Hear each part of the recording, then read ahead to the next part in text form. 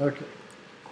Can't forget, I need to, gotta get a little sticker up here to remind me to record the class, but I always forget anyway.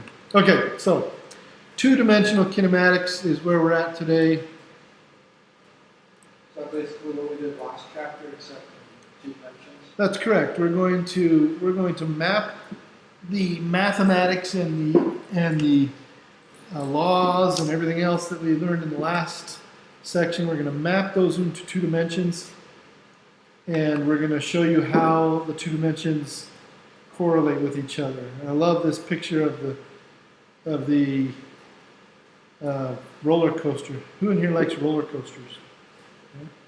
Good. Roller coasters are great fun.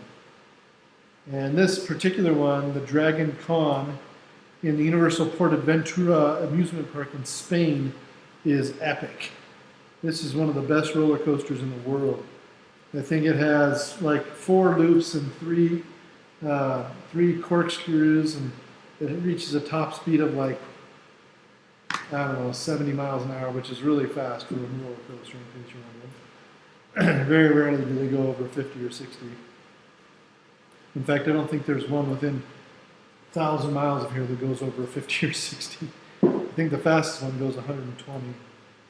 But I think that one is I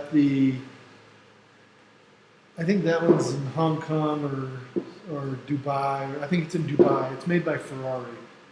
It's in Dubai in the United Arab Emirates. Yeah, and it's pretty sweet. But anyway, it wasn't made by Ferrari. It was sponsored by Ferrari, and it's painted Ferrari red, which is a cool color. But I love this picture because it's not 2-dimensional. This is not 2-dimensional kinematics. It's 3-dimensional kinematics. There's nothing 2-dimensional at all about a roller coaster. But anyway, that's okay. We'll let them get away with it. Before we move much further onto this, I also want to look at, really quick, the homework for this, because I think the homework for this one is a little crazy. I'm looking at a couple of the problems.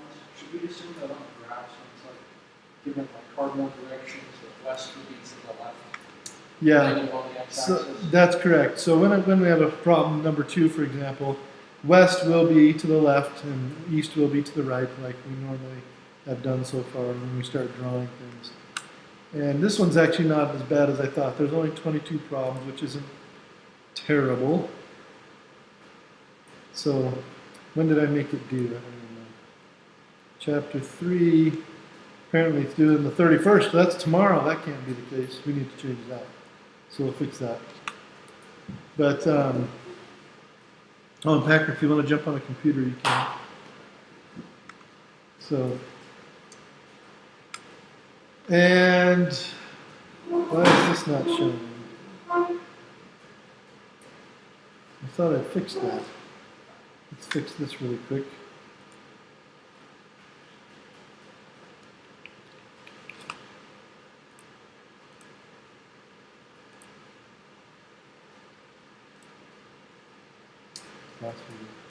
I hope I showed you these videos before. Those are the class videos. I don't know what the class videos. I don't know chapter subject videos. Remember that those are there for you. For chapter 3, there are 12 videos. And there's some pretty good videos in there to demonstrate some of the things that we're doing. And some example videos in there, which are notes. So, all right, let's get into this. 2-dimensional kinematics. We're in chapter 3 here. Let's go to our textbook again.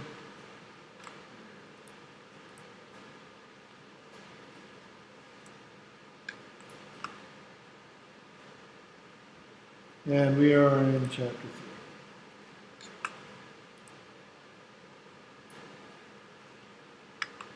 3. All right. So 2-dimensional kinematics. Like I said a couple minutes ago, 2-dimensional kinematics is really just 1-dimensional kinematics twice. And so you can think of it as streets in a city. If you go downtown in North Platte, it looks a little different than New York, but It's pretty much the same idea where you have these streets that go in this grid fashion. But not every street goes in a grid fashion. Every once in a while, you have a street that goes slant ways or round ways or some other ways.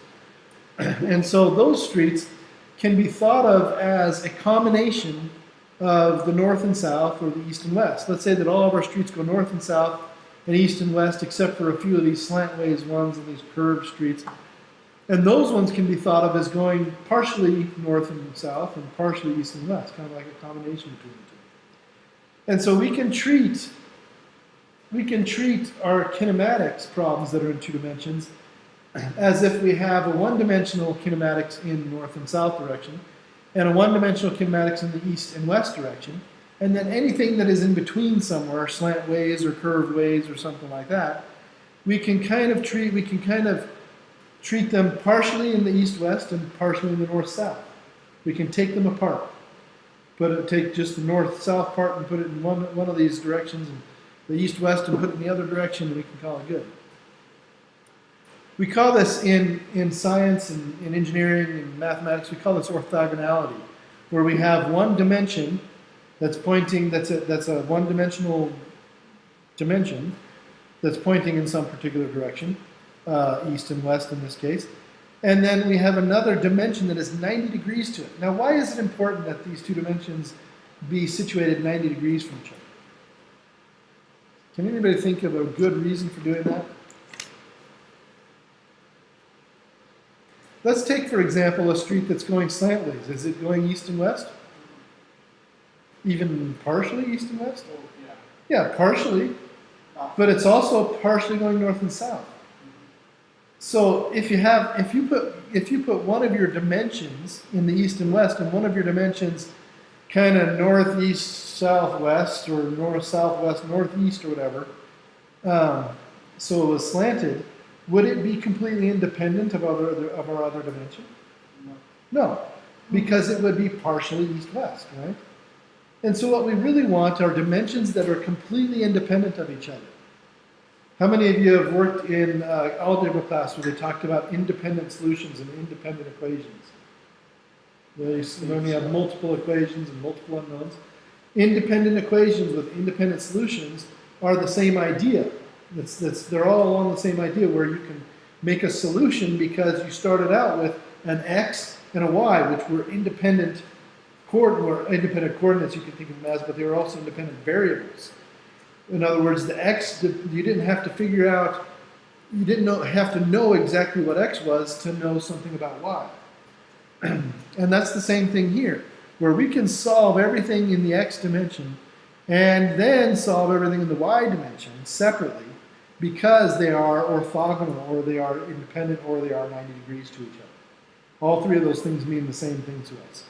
So the 90 degrees thing is important for our dimensions. And that is essential in physics in general, is to have orthogonal dimensions. So we're going to have to figure out a way to separate things that are not in one dimension or another into each of those dimensions. So this is where we're going to learn a little bit of trigonometry. And don't get too worried. We're not going to get really deep into trigonometry. The trigonometry that we do learn, we're going to use a lot. But most of what somebody learns when they take a trigonometry class, we're not even going to think about. For example, all the proofs and all the theorems and all those things, we don't even care about that stuff. Mostly we're just going to care about some very simple ideas, and then we'll use those over and over and over again. The very first one is actually this theorem, Pythagorean's theorem, right? Now the difference between a theorem and a theory, if you remember, a theory is an idea that you think is predicated on something, if you think that it has this validity, but you're not absolutely sure. Because it's either based on something that's not sure, based on some laws that are assumed to be true, because we observe them to be true all the time, but we don't really have any proof for them. So a theorem is a theory that has actually been proven, and the Pythagorean theorem has been proven. One of the people that proved the Pythagorean theorem was actually a president of our United States many years ago. Who was that? Good question. I want to say it was Mackenzie or McKinley or I can't remember. Let's look it up just for fun. So let's president Pythagorean. What's that? Garfield. Garfield. There we go. It was from the same era. Yeah. Garfield's proof of the Pythagorean theorem. I'll show you how he did it. It's a really ingenious proof. His proof of the Pythagorean theorem. Oh, there it is right there. It's actually a geometric proof, which most of them are. And it shows, it talks about the areas of these three sides, or these other triangles that are on either of these sides of this. And there's a better way to envision it. Here's a better way to envision this proof. Where you take each side of a right triangle, and you name it, of course, you give A, B, and C here. And then you have the three sides, you create these three squares with the same length as the side that they're on. And then you can actually measure these areas here to show that A squared is equal to B squared plus C squared. And it actually comes out quite nicely. To actually do that geometrically, you have to actually build these triangles over here. But it's a very interesting proof, and it's an ingenious and simple proof. It wasn't the only proof of the Pythagorean theorem. There's lots of them out there, but that's a good one. So anyway, the Pythagorean theorem was originally not a theorem. It was originally just a tool used by the Egyptians, which is why they were able to conquer the world and build pyramids and things like that. So they designed a rope that had knots tied at equal intervals, and they were able to create this square where they could plot out land plots when the Nile flooded and obliterated everything. They could rebuild their farmland, and then later they built their pyramids to very, very close specifications. And it's a great thing because it can help us to figure out things like the distance on a slantwise trajectory or a slantwise motion, right? So here we have this helicopter that's flying over the buildings, not traveling on the road, so he doesn't have to just go east and west. He's flying over the buildings in this diagonal path here, and he goes 9 blocks east and 5 blocks north as he goes on this diagonal path. How far did he travel? Well, according to Pythagorean's theorem, we take the 9, we square it, to get 81. Then we take the 5 and we square it to get 25.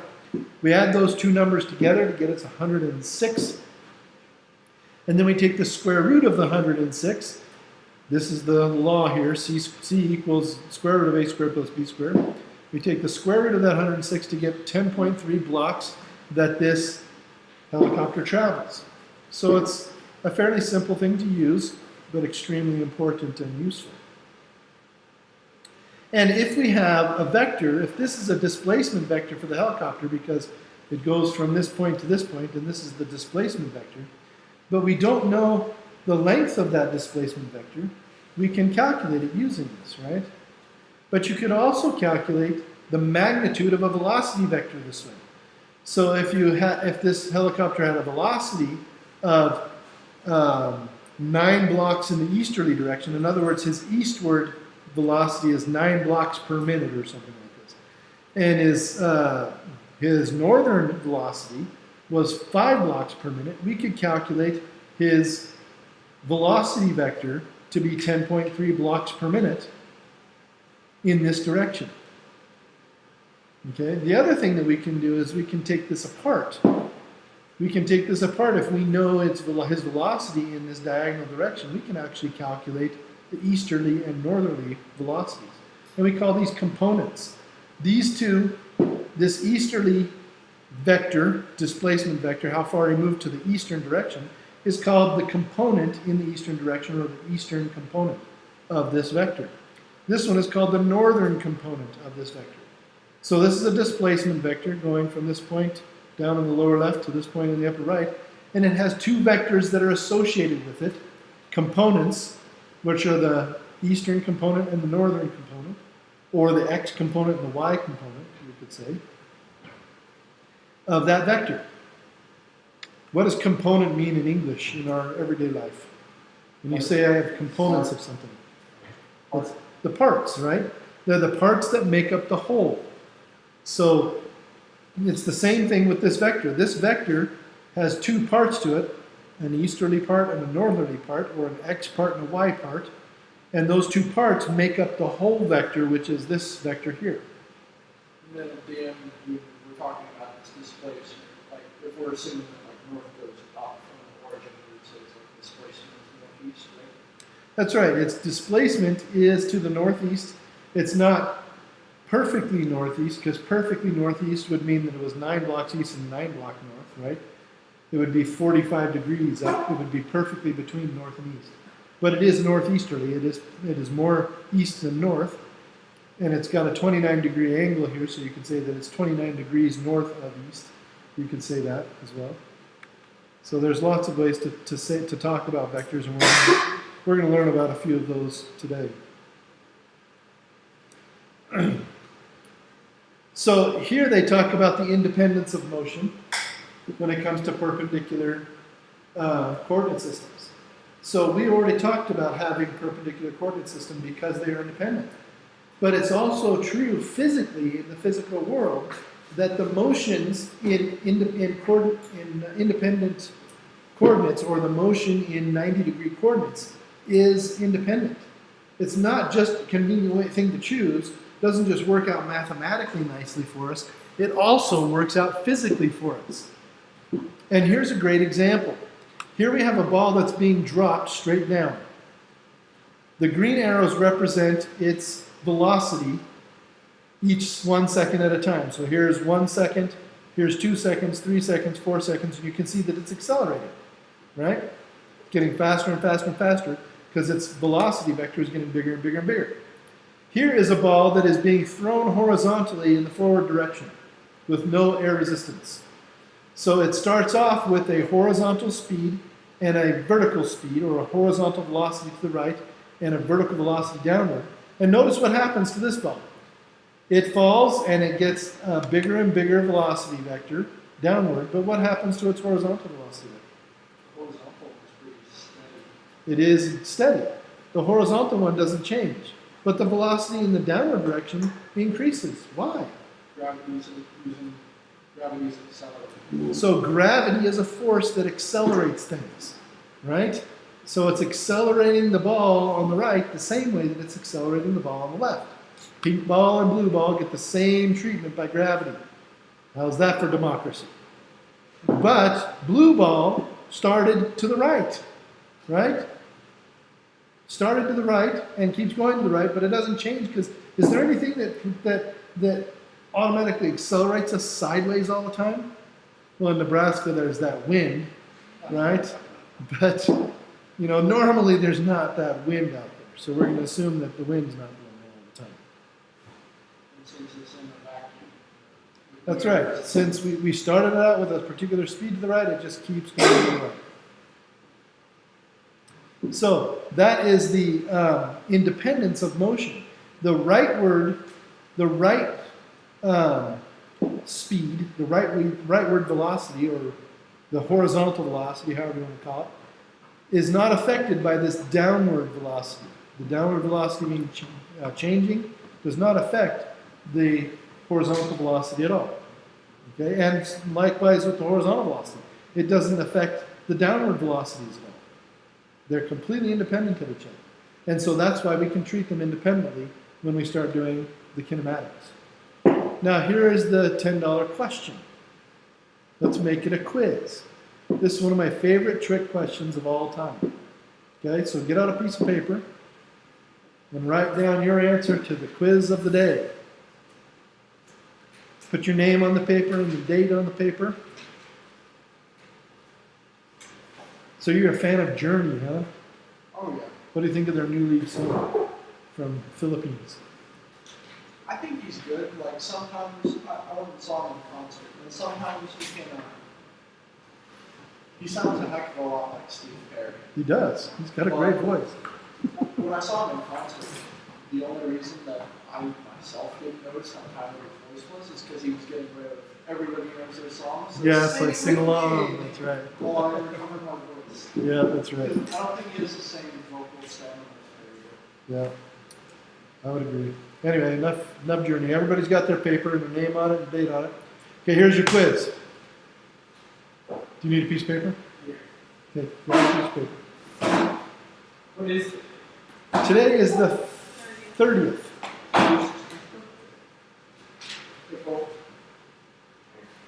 All right.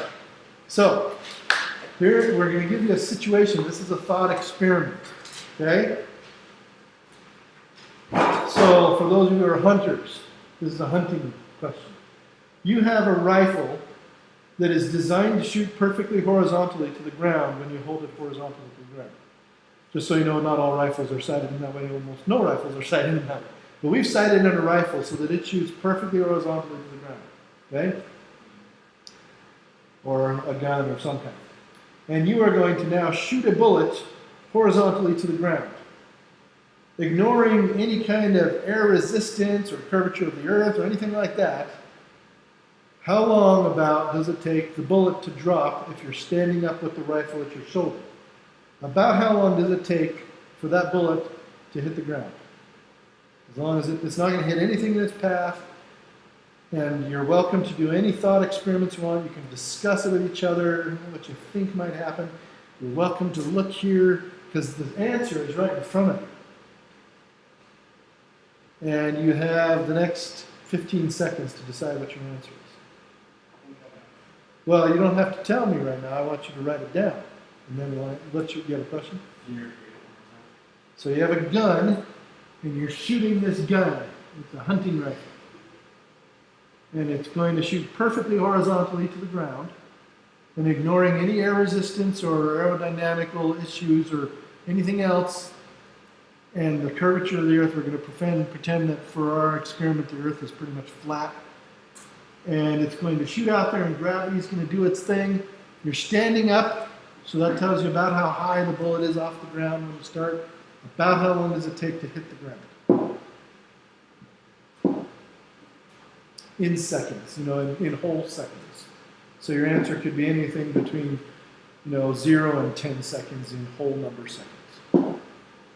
But the answer is pretty specific, but you're welcome to write down any answer between 1 and 10 in whole numbers, because it's one of those numbers. Anybody need more time? You good to go? Okay, turn in your quizzes. You can go ahead and email me your quiz. Did you need some more time there, Cassidy? You good? No, it's okay. Okay. Okay, email me your quiz, and you guys turn in your quizzes here.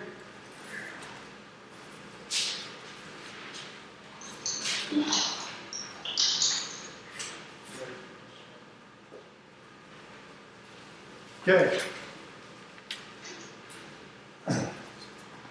So now, what is the answer? Let's not answer it with a number. Let's answer it with an experiment. So what is the experiment we could do to find out the answer? No, you shoot the bullet. We could shoot a bullet. Let's do an experiment we can do in this room that wouldn't get me fired. Drop it. Yeah. Yeah. So let's drop something from about the same height. So here's my pen. Ready? I'm going to drop in 3, 2, 1, drop. What's the answer? About 1 second. Right? Any more than a second? Certainly not, right? Why do we always think it's different? It's Hollywood, right? In Hollywood, you have this guy that always shoots a bullet, and the guy that he can actually see gets hit like 3 seconds later, which of course means the bullet was in the air for at least 3 seconds. But does that happen? Of course not. It never happens.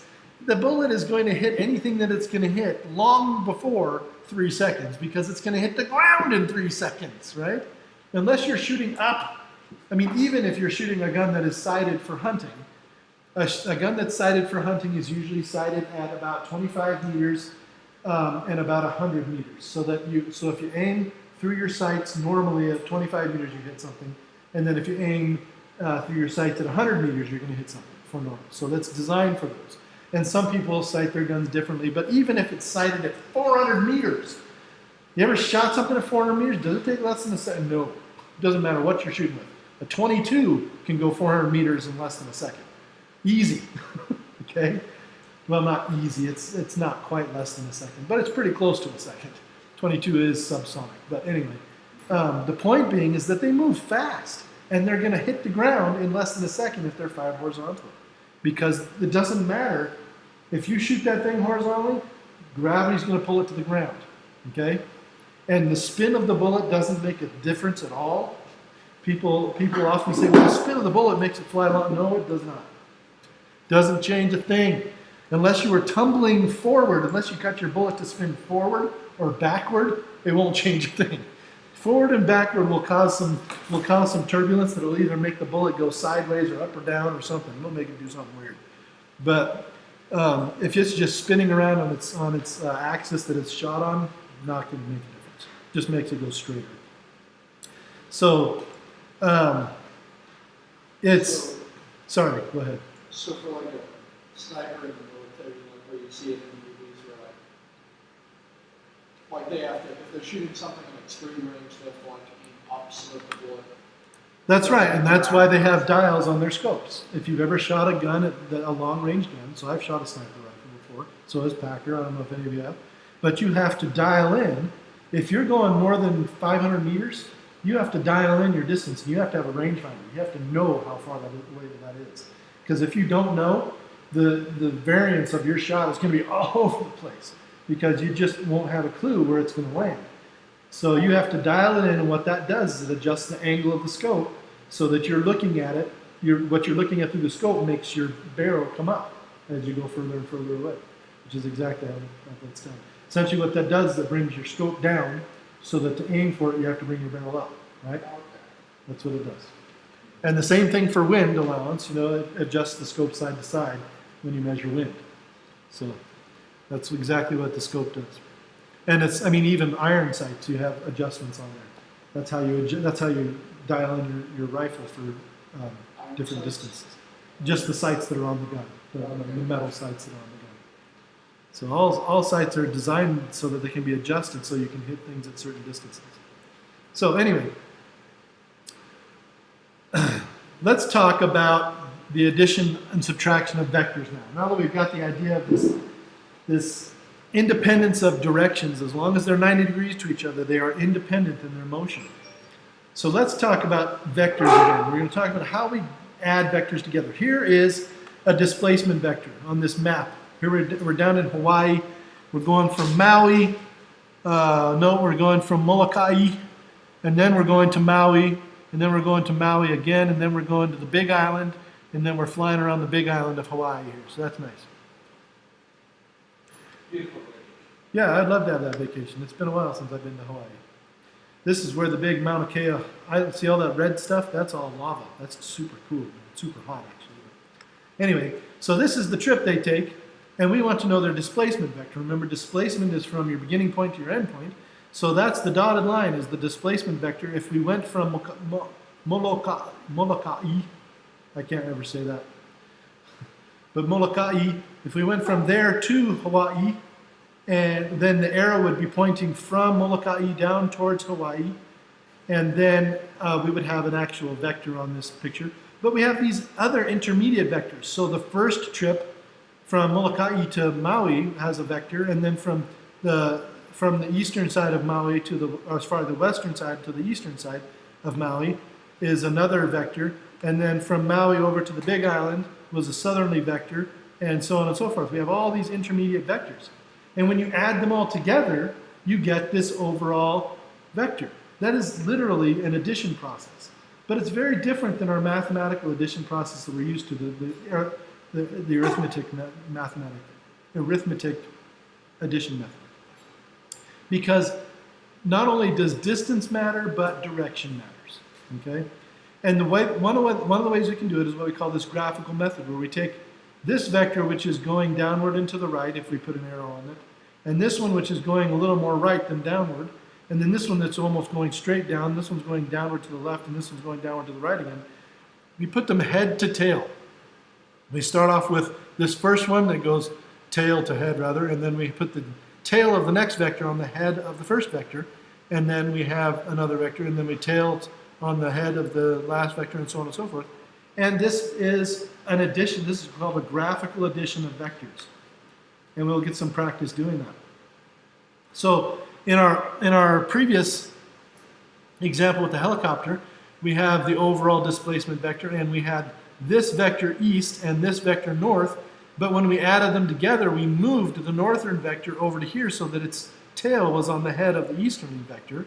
So there's our overall vector, and here's our easterly vector, tail to head, and then the tail of the northerly vector, we just stick on the end of it and put it up here, and that gives us our overall vector if we go from the tail of the first one to the head of the last one. Now, you don't have to necessarily do them in that order. In this one, we've done the easterly one first and then the northerly one, but we could actually do the northerly one, then the easterly one. Let's see if they show it. They don't show it there. So if we did the northerly one first, it would be like going upward first and then over here, which you see would give you the same vector, right? So the order that you add vectors together, it doesn't matter, just like the order that you add numbers together doesn't matter. However, just like with numbers, you need to make sure that the sign of your vectors goes with the vector that it's supposed to. So if we had a negative vector here, if this one was a negative vector, then we need to make sure that that negative goes with the vertical vector. And it's always pointing down. In that case, we would have a vector pointing down to the right. So let's do an example of this really quick. We have this woman that's taking a walk, and she's going on a flat field. So a flat surface means it's 2 dimensions, right? If it was going up and down, then we'd have a 3rd dimension, but flat means 2 dimensions. She's walking 25 meters in a direction that's 49 degrees north of east. So here's that vector, 25 meters long, and it's 49 degrees north of the eastern direction. So the eastern direction is going to be x. North of that is 49 degrees towards the northern vector. So there's our first vector. Here's our second vector, 23 meters, heading 15 degrees north of east. And then she turns and walks 32 meters, 68 degrees south of east. So we go south in the southerly, we rotate in the southerly direction, 68 degrees for this last one. Where does she end up? Well, here, let's take a look. Here's our A path, that's that one. The B path, notice that we changed the starting point for the B path to be the ending point of the A path, which is actually correct, right?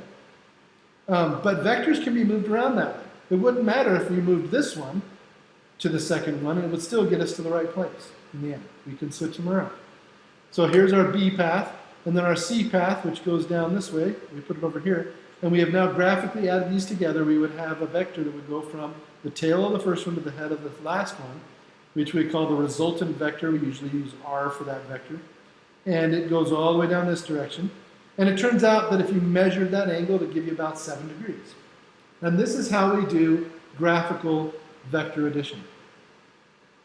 Does this vector addition have a weakness that you can see?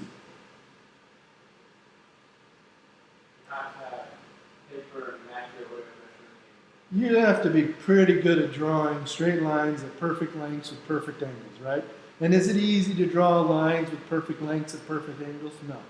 So this is a little challenging, but it does get you it kind of gets you the right direction and the right point, right? So it's a good thing to learn so that you can kind of get yourself going the right direction with about the right length. It's a good estimator. Yes? You said earlier that you could have done it in the order of A vector, C vector, sure. B vector, and still get the same place? Absolutely. If we put the C vector second, the C vector would point down to about right here. Do you agree? Yeah. And then the B vector, which is right above us, would go up like that, right? Okay. And you could put the B vector first. If you did the B vector first, you would go off in this direction about to here, I would say. And then the A vector would take us up to about right here, and then the C vector would take us back to there again, right?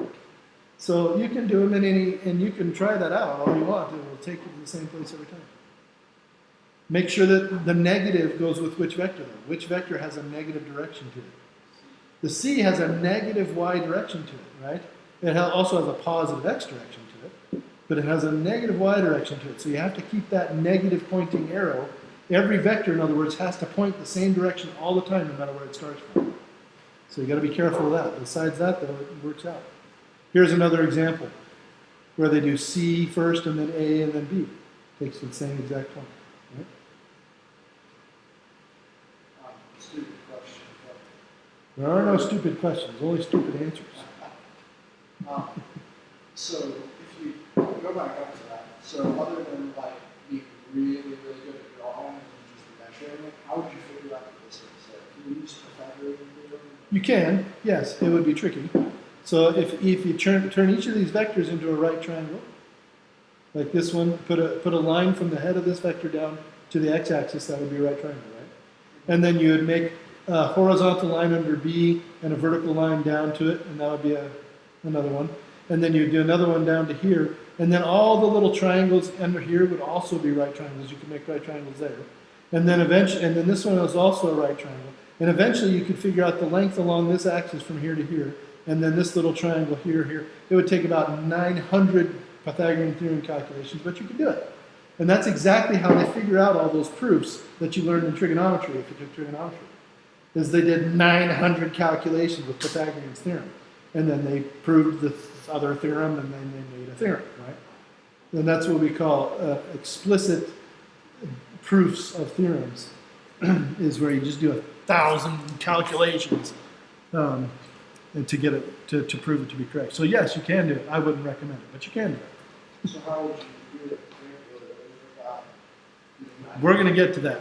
We're going to teach you some. We're going to teach you. So trigonometry is built on Pythagorean's theorem, but all the theorems that came after that and all of the functions that came after that are much simpler to use than Pythagorean's theorem. For example, the sine, the cosine, and the tangent are like shortcuts to Pythagorean's theorem. And so we're going to take you to that. Okay. We're getting there. What happens if you subtract a vector when you're doing some vector mathematics here? Well, it's just like adding a negative, just like in arithmetic. If you have 5 plus 6, you get 11. But if you want 5 minus 6, you get negative 1. But 5 minus 6 is the same as 5 plus negative 6, right? And so that's kind of an interesting point to make right at this moment. Did you know that computers can really only do one thing mathematically? What's the one thing that computers can do mathematically? Add. That's really all computers know how to do. As far as, they also can do logic things. In other words, they can compare two things and say whether one is bigger or smaller, or one is white or black, or things like this. Things that have two answers, yes or no. It can tell you that. But it can also, but mathematically, the only thing that we've ever been able to teach computers how to do is add. However, because they can add, they can also subtract. And because they can add, they can also multiply. And because they can add, they can also take squares. And because they can subtract, because they can add, they can also divide. And because they can subtract, because they can add, they can also take square roots. Because all of these things are just extensions of adding, right? And so that's the beauty of it. But the same thing goes for vectors. With vectors, if we want to subtract a vector, we just add a negative of that vector.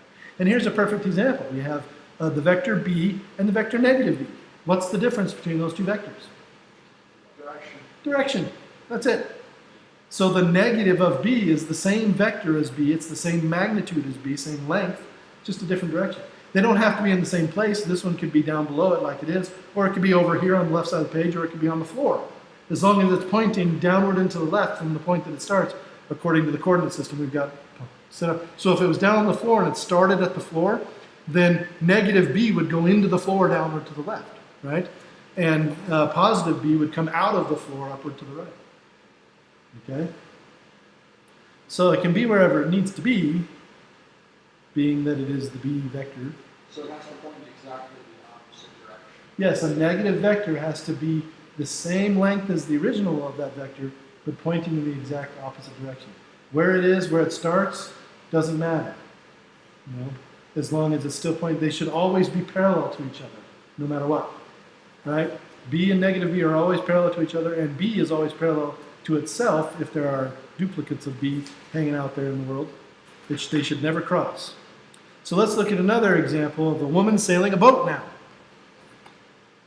So we have a woman sailing a boat at night is following directions to a dock. The instructions read first to sail 27.5 meters in the direction 66.0 degrees north of east from her current location, then 30 meters and 112 north of east, and then she makes a mistake and travels in the opposite direction for the second leg of the trip. We want to compare this location with the location of the dock. So here's our first vector, our first displacement vector A, and she wanted to go west of north. So west of north would have been this one, right? No, west of north, 120 degrees north of east. Yeah, so it's this one. This is the one she should have taken. This is the vector A, this is the vector B. So if we add these two together, B would come up here and her dock should be over here somewhere. But she took this one instead. She took negative B, right?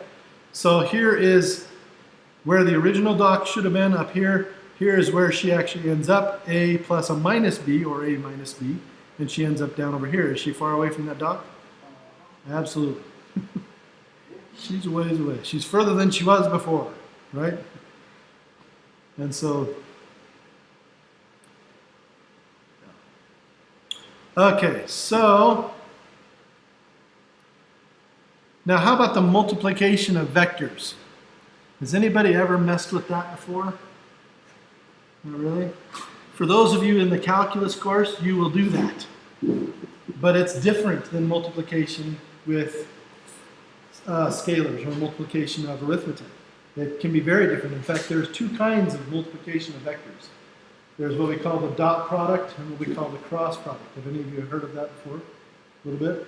Okay. So the dot product and the cross product. And we're not going to get into that in this class, but in the calculus version we will.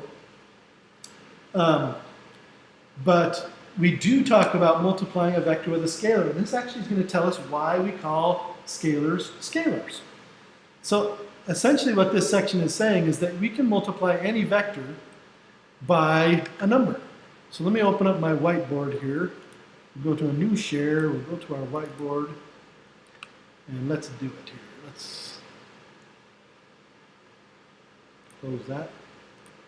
Okay, so here's my vector.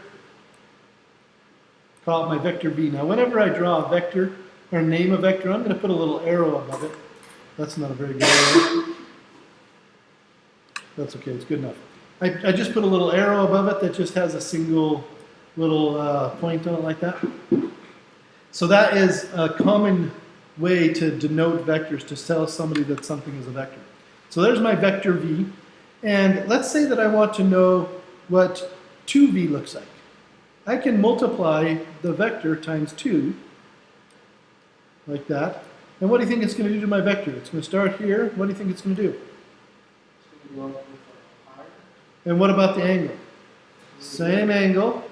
Same angle, twice the distance. Twice the distance, exactly. Right? So it's going to look like that. That's 2V, right? It's going to have the same angle direction, but it's going to be twice as long. So it scales the vector. That's why we call them scalars. So scaling something, can you scale something down? What if I wanted to be, yeah, you could do 1/2 V. So I could do 1/2 V, or V divided by 2. And 1/2 V would look like the same vector starting in the same direction, but it would be half the length. Right? So the magnitude is the only thing that's affected by a scalar that is positive. What if my scalar is negative? What if I do a negative 1/2 V? Well, it goes in the same direction, but in the opposite direction, right? It's in the same. It's essentially along the same line, so it's still parallel. We call it anti-parallel, but it goes. The arrow points in the opposite direction, right? Exactly the opposite direction. So those are scalars scaling my vector V. So you can multiply any vector by a scalar, and it just changes its length. And it might flip it to the opposite direction if it is a negative. Any questions about vectors and scalars and adding vectors together with using this geometrical version or the graphical version of adding vectors? Anybody have any questions about that? We will do a little bit of that here in this chapter, but after this chapter we won't do much of it all. We're just kind of showing you a tool that's good for visualizing things at this point.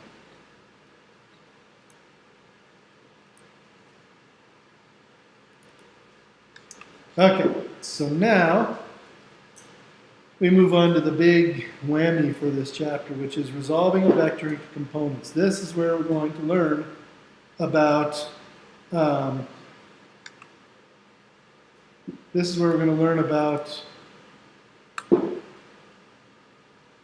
come I can't open that? We're going to learn about breaking vectors into their components. I want to look at this because I've never seen this maze of pain, the arena of pain. I've never seen this one. Let's see it. They have these interactive simulations, and sometimes they work, sometimes they don't. So I don't always use them. They don't often use them because they're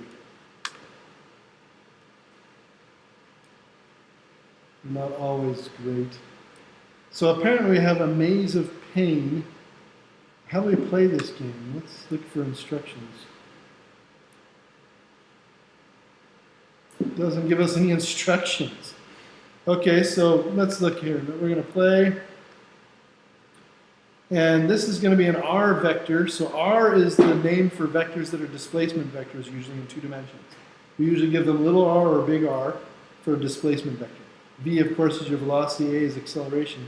Let's see what happens. I want to trace my vector. Start the game. So I'm going to... here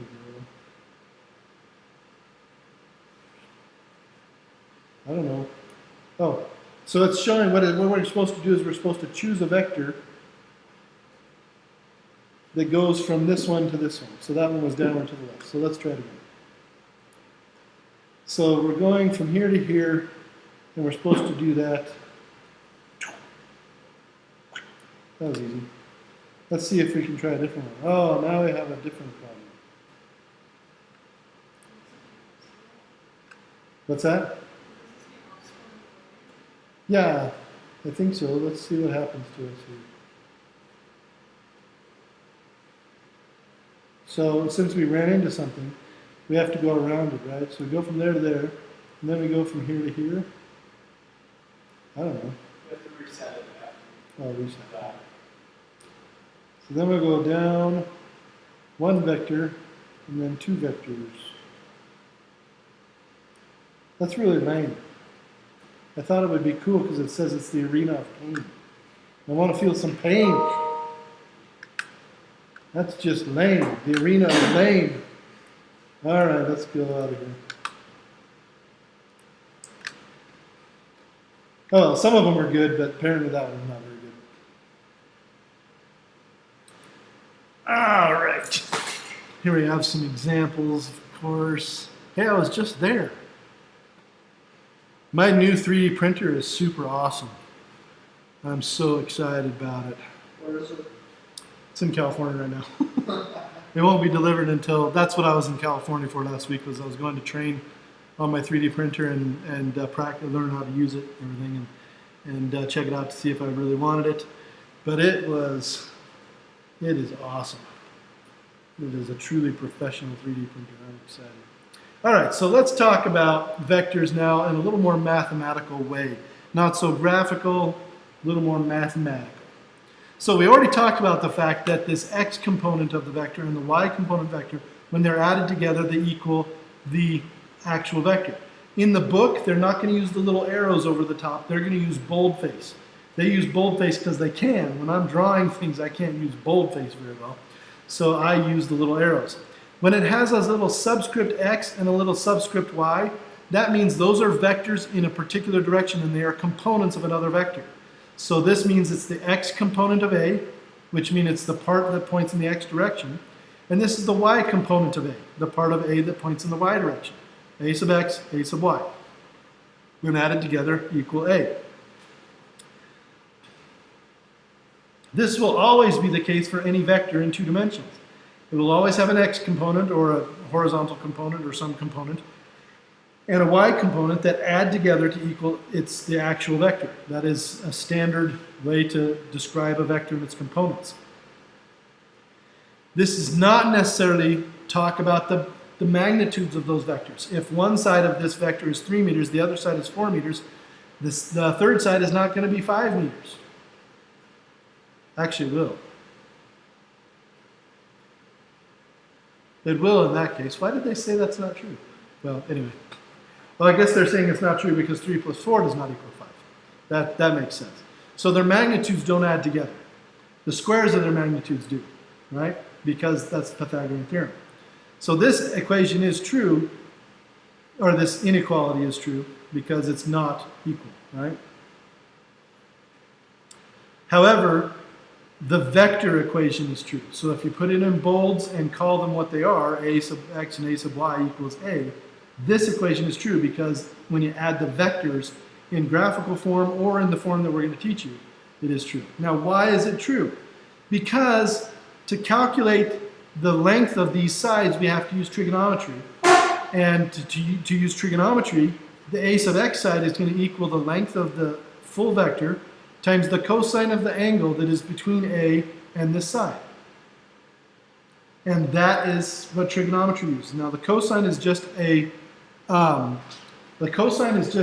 standard ratio of sides. All right triangles all have the 90-degree angle on them, and then two other angles that are complements of each other.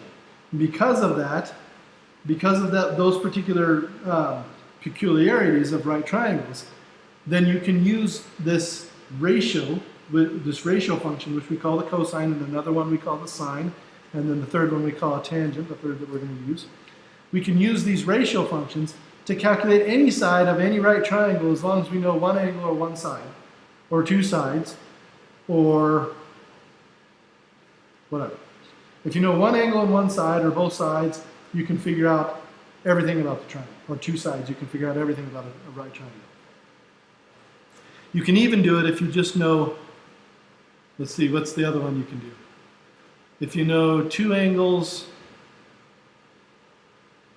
and a side, you can use the cosine, law of cosines, right? Or the law of sines. Law of sines. Right. Yeah. Yeah, and then there's another one for the law of cosines. But you don't have to know much about a right triangle to figure out everything about a right triangle because of these things. And now we're going to learn about them a little bit. So let's learn about what these mean. For those of you who have not taken trigonometry quite yet or have only had a little bit of it, let's go back to our whiteboard. Let's clear everything. Okay, so we have three of these things we're gonna talk about: the sine, the cosine. We'll actually spell them out here: the sine, the cosine, and the tangent. Okay? And then you have a triangle, a right triangle, that has two sides that are the short sides, what they often call the legs. And those are the two that are between the right, that have the right angle between them. And then you have the longest side of the right triangle, which we call the hypotenuse. Why? Because it's a long word and it's the longest side, and it sounds like hippopotamus, which is a cool word. I have no idea why they call it the hypotenuse. But it's the hypotenuse, it's a long word, and that's the longest side. Hypopotamus. Hypotenuse. And my hypotenuse looks like a hypotenuse. A spelling of hypotenuse. Okay. That's called the hypotenuse. Okay. So, we have the sine, the cosine, and the tangent. Now, for any triangle that has a right angle in it, if you know one of these angles, we're just gonna label it by putting a little arc in there. So that angle is known. That is my angle that I know. I'm gonna call it the angle theta. Sometimes people use the angle phi. These are Greek letters. Sometimes they use alpha. They always use a Greek letter, but it's just an angle that we're going to give a name to. And in this book, most of the time it's going to be given the name theta. So it's going to be usually called theta, and it's usually the lowercase theta, and this is called theta. F-T-H-E-T-A, theta. Now, for any angle, it doesn't matter if it's this one or this one, it has to be one of them that's not the 90-degree angle. But for either one of these, The opposite side, the opposite leg, we're going to call the opposite side. So we'll just call it opposite. Now this sounds like a lot to remember, but eventually, and it won't even take long actually for you to just remember this stuff pretty easily, because I'm going to give you a little, what do they call those? Mnemonic,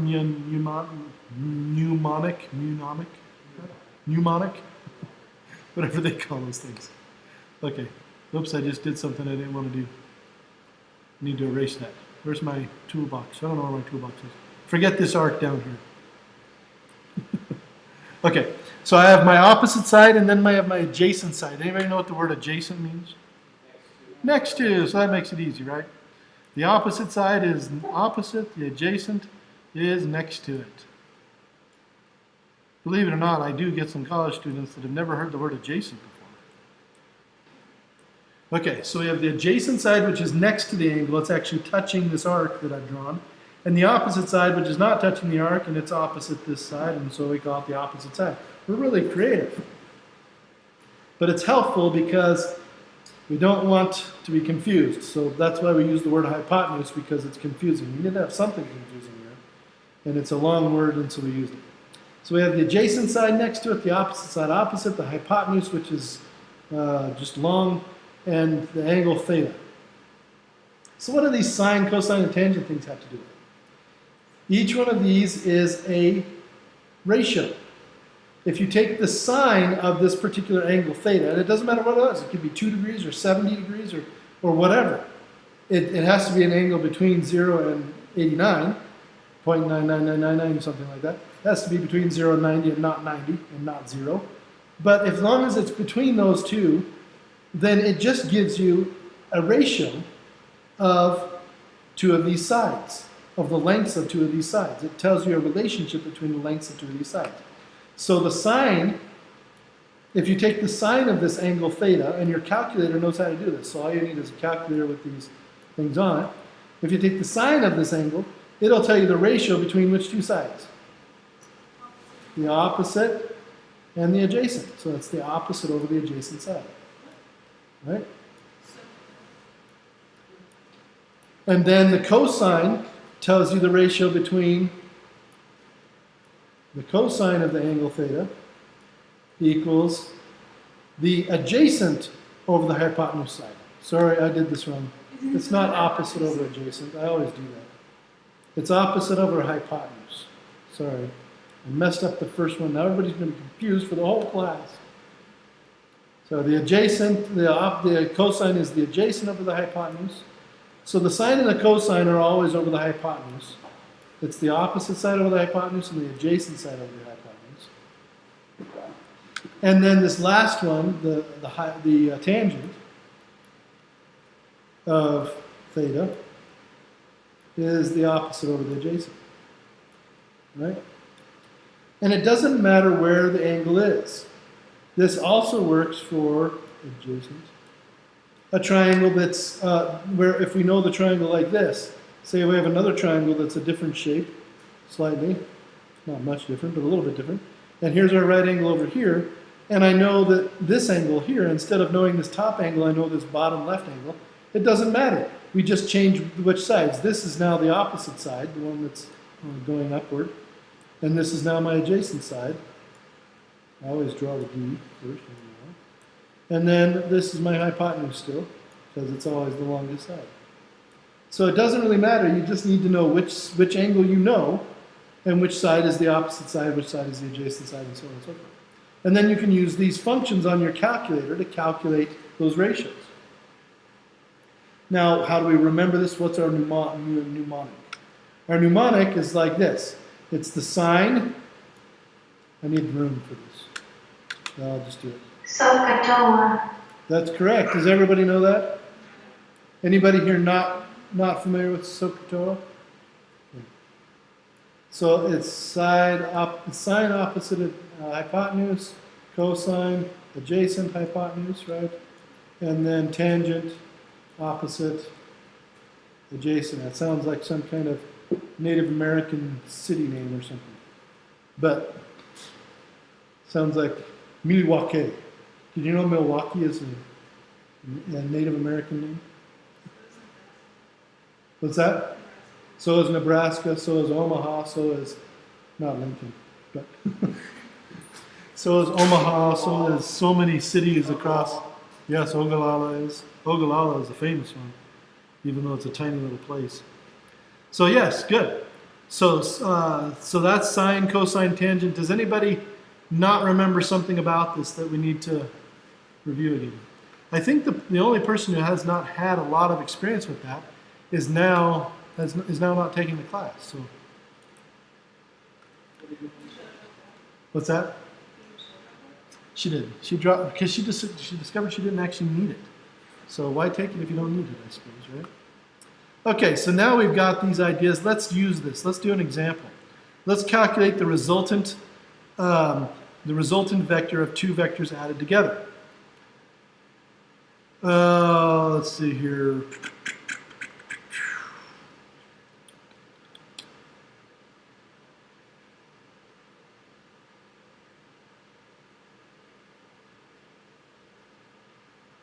Here they actually show you how you're going to do this. You're going to use Pythagorean theorem over and over again. See these different right triangles. Here's one right triangle. Here's another bigger right triangle. So, and then you have this square over here, and you can use this right triangle to figure out this distance, and then this distance, and then this distance, and so on and so forth. I'm trying to do the first problem. It sucks. Yeah, it does.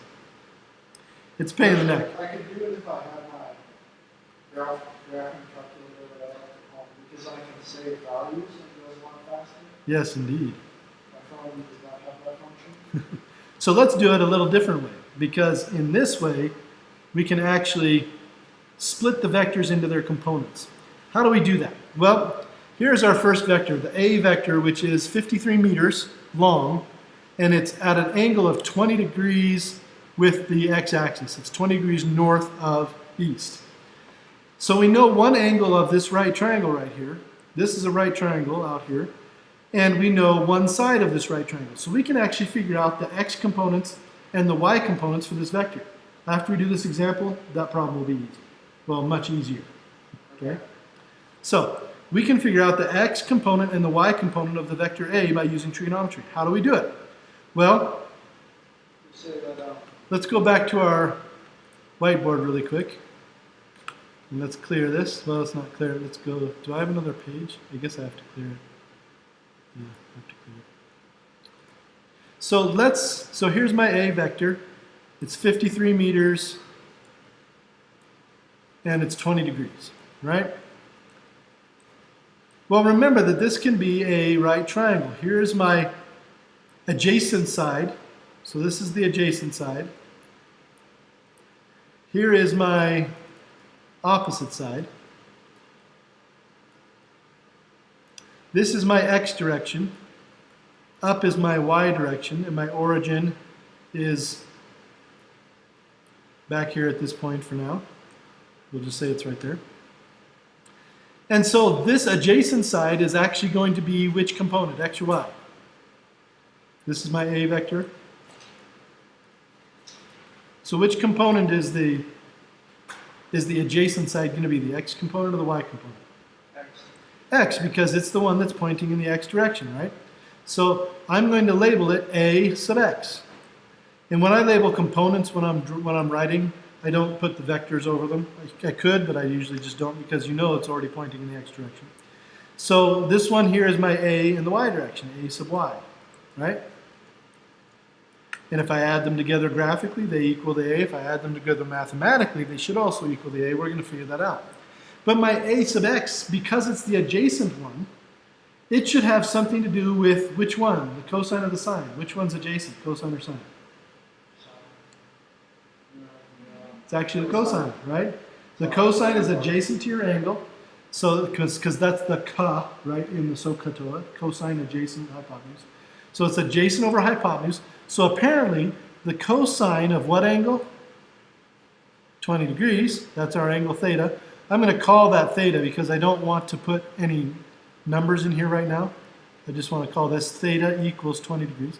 So my cosine of theta equals, and what's it going to equal? It's the adjacent a sub x over the hypotenuse, right? And I'm going to call 53 is going to be the magnitude of a, so I'm going to just get rid of the, I'm going to get rid of my little vector sign over it. So this big A just means the magnitude of a. And that's the same in the book. If big A is a vector when it's bold, when it's not bold, it's just the magnitude of A. So here's big A is the magnitude of A is 53 meters. Little a sub x, sorry, this is a sub x. So cosine of theta is going to be the adjacent side, which is a sub x, over the hypotenuse, which is a, which is the magnitude of the whole vector, right? So how do I calculate a sub x? Because that's what I want to know. Well, I solve this equation. If I solve this equation, I multiply both sides by a. I get a on the left-hand side, and I get a canceling out on the right-hand side, right? And I get a sub x, which is on the right, equals the magnitude of a times the cosine of theta. So now I have a formula for calculating the magnitude of my x component of my vector. A sub x equals a cosine theta. And in this book, most of the time, that's what you're going to use. A sub x equals a cosine theta. Because usually we're going to measure our angles from the x-axis, and so you'll have that adjacent angle next to your x component. It's not always going to be the case, but it will often be the case. Just got to be aware that sometimes you'll know this other angle, and you'll have to use the x component will be related to the sine vector instead of the cosine, or the sine function instead of the cosine function. But that right there is something to take note of because you will use it quite a bit. What if I want to calculate a sub y up here? A sub y is up here, and let's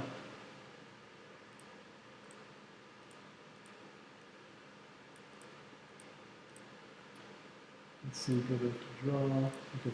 So a sub y is this one that's opposite the angle. So we're going to have we're going to have, what function are we going to use for that? Since it's the opposite one. So which trigonometric function has to do with the opposite side? The sine, right? It's SOH, so S-O-H, which is sine opposite over hypotenuse, right?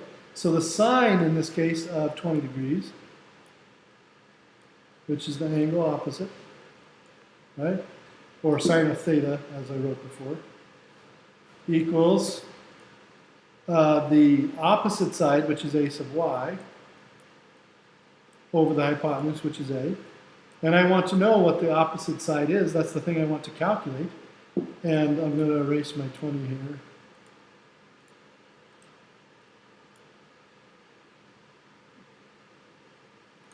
Just put it as theta.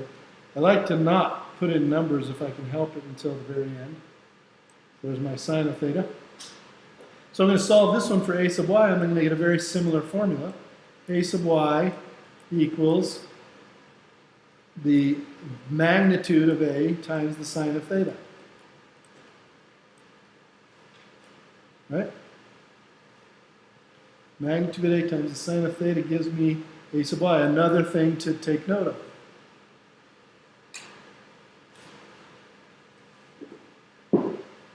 And if by chance I didn't know this other side, if I didn't know the hypotenuse, I could solve one of these for a instead of a sub y, right? It would be a little bit different, but you can still get a solution that way. And you could also use the tangent. For example, if I know the a sub y and the a sub x, I can solve for the angle, theta. Or I could, so and so. So if you don't know the angle, but you do know these two sides, then you would get something that looks like this, where you get the tangent of the angle theta equals, of course, just a sub y over a sub x. And if you knew a sub y and a sub x, then you could calculate that by taking the inverse tangent of both sides. Now your inverse tangent on your calculator, when you do that, it would look like this. You take the inverse tangent of tangent, which would just cancel the tangent, and you would get theta equals the inverse tangent. Now, some calculators write it as a tan, but most of them will write it as tangent to the negative 1. And then you would just put a sub y over a sub x into the tangent to the negative 1 function on your calculator. And that would tell you the angle of theta, if you knew both a sub x and a sub y. So that's another one to remember, because we'll use that one quite a bit. So now let's do it. Let's actually put these into practice.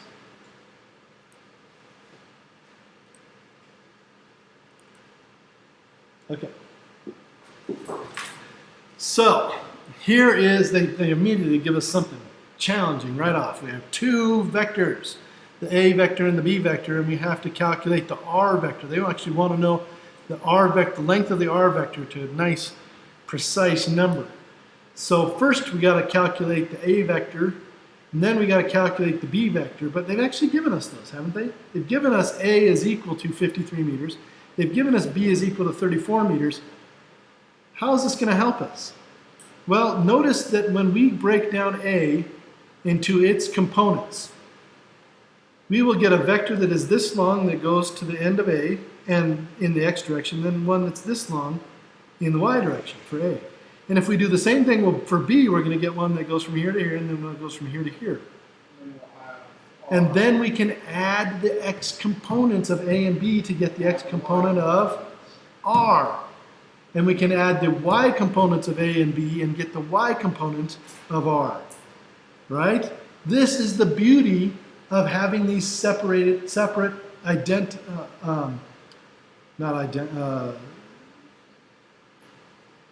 what did I want to say? Components. Yeah, these separate, independent. Is that, yes? Thank you. I was thinking identity. I'm like, that's not the word I want. Okay, so these separate dimensions that are independent from each other because they're 90 degrees to each other. When we split these into these components will add together to give us the overall answer. So let's do it. For the a vector, to get the x component of the a vector is just like we said.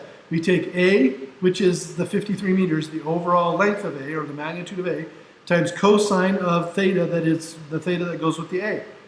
And notice that they write it first in symbolic form before they put the numbers in. I always recommend that. It'll help you to learn, and it'll help you to know what you did in case you make a mistake. So that ends up being 53 meters times the cosine of 20 degrees. Make sure that your calculator is in degree mode. Later on in this class, we will use radian mode quite a bit, and you will want to switch it to radian mode. But we are doing the degrees right now. So 53 meters times cosine of 20 degrees turns out to be 49.8, and that is the length of the a sub x vector, or the x component of a, 49.8 meters. Then we do the b vector next for x. So we're doing the x components first, and then the y components of each vector. B cosine theta b, 34 meters times cosine of 63 gives us 15.4 meters. We do the same thing in the y. What's different in the y? What's the difference between what we did in the x and what we did in the y? You have to use the sign, because these y components are opposite the angle that we know in the drawing, right? The angles that we know are over here, and these are the components we're working with, so they are opposite these angles, right? So we calculate the two y components, and when we're done, we just add them together.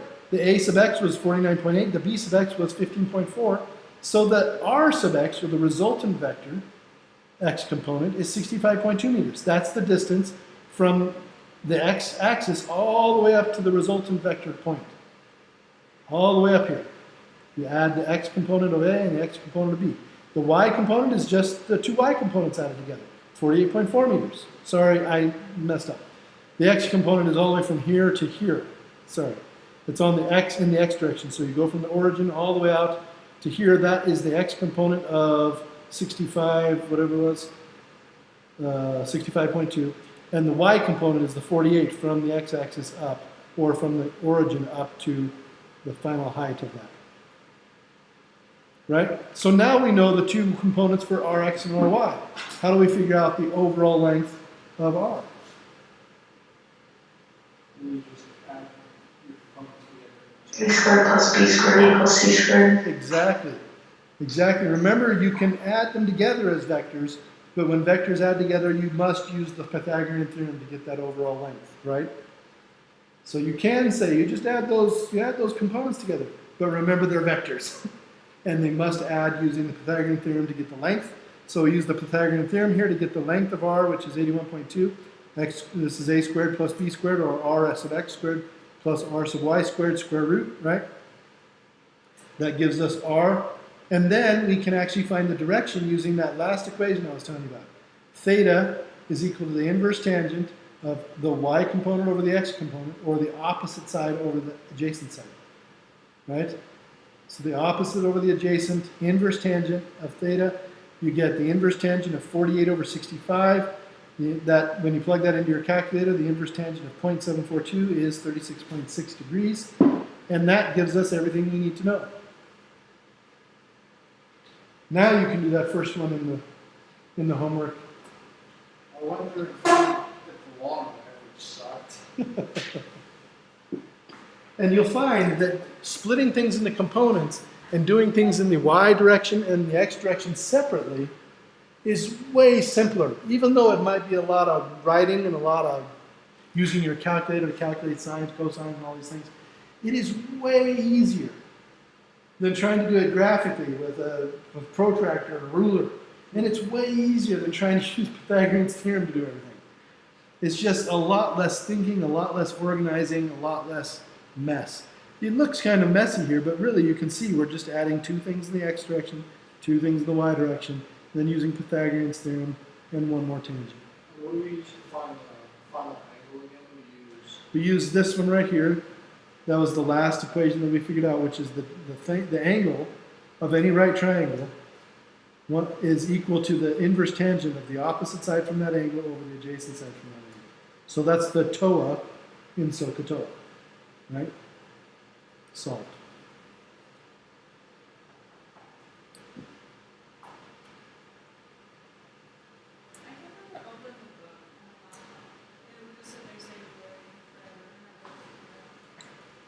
Can't open the book on your laptop. Noted. Huh.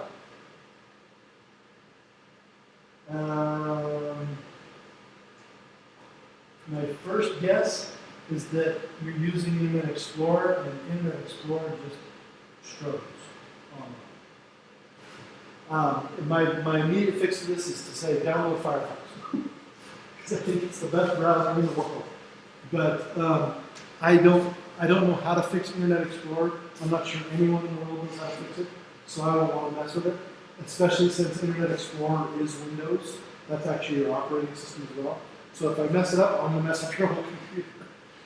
That's one of the reasons Windows is so susceptible to bugs on the internet, is because it's the Internet Explorer is the same thing as it uses on the computer to navigate the computer. So it's kind of dangerous to mess with it, and I try not to. I've messed up way too many Windows computers in my lifetime, including some that weren't mine. So fancied myself an IT, an unprofessional, what do they call that? Amateur IT person throughout my life, but I try to stay away from Windows because Internet Explorer in particular, because it can be really dangerous. So I would recommend using Firefox. Otherwise, I can maybe help you out with it after class. I'm not sure what would be wrong with it. Okay, so let's move on to our next, unless anybody has any questions about that last example we did, stepping through, breaking things into components. We often call that resolving a vector into its components. So if I use that word, don't get confused. Resolving a vector into components is the same thing as calculating its components, calculating those values for those components. Does anybody have any questions about that before we get into using it? Yes? What's that? Yes, you don't have to ask to use the restroom. You can go ahead and just leave anytime you need to use the restroom. But yeah, I know that in high school they always want you to ask, but that's because they're responsible for you in and out of the classroom. In college, I'm not responsible for you in or out of the classroom, so I don't care what you do. Figure we're both some. That's right. Take care of ourselves. That's exactly right.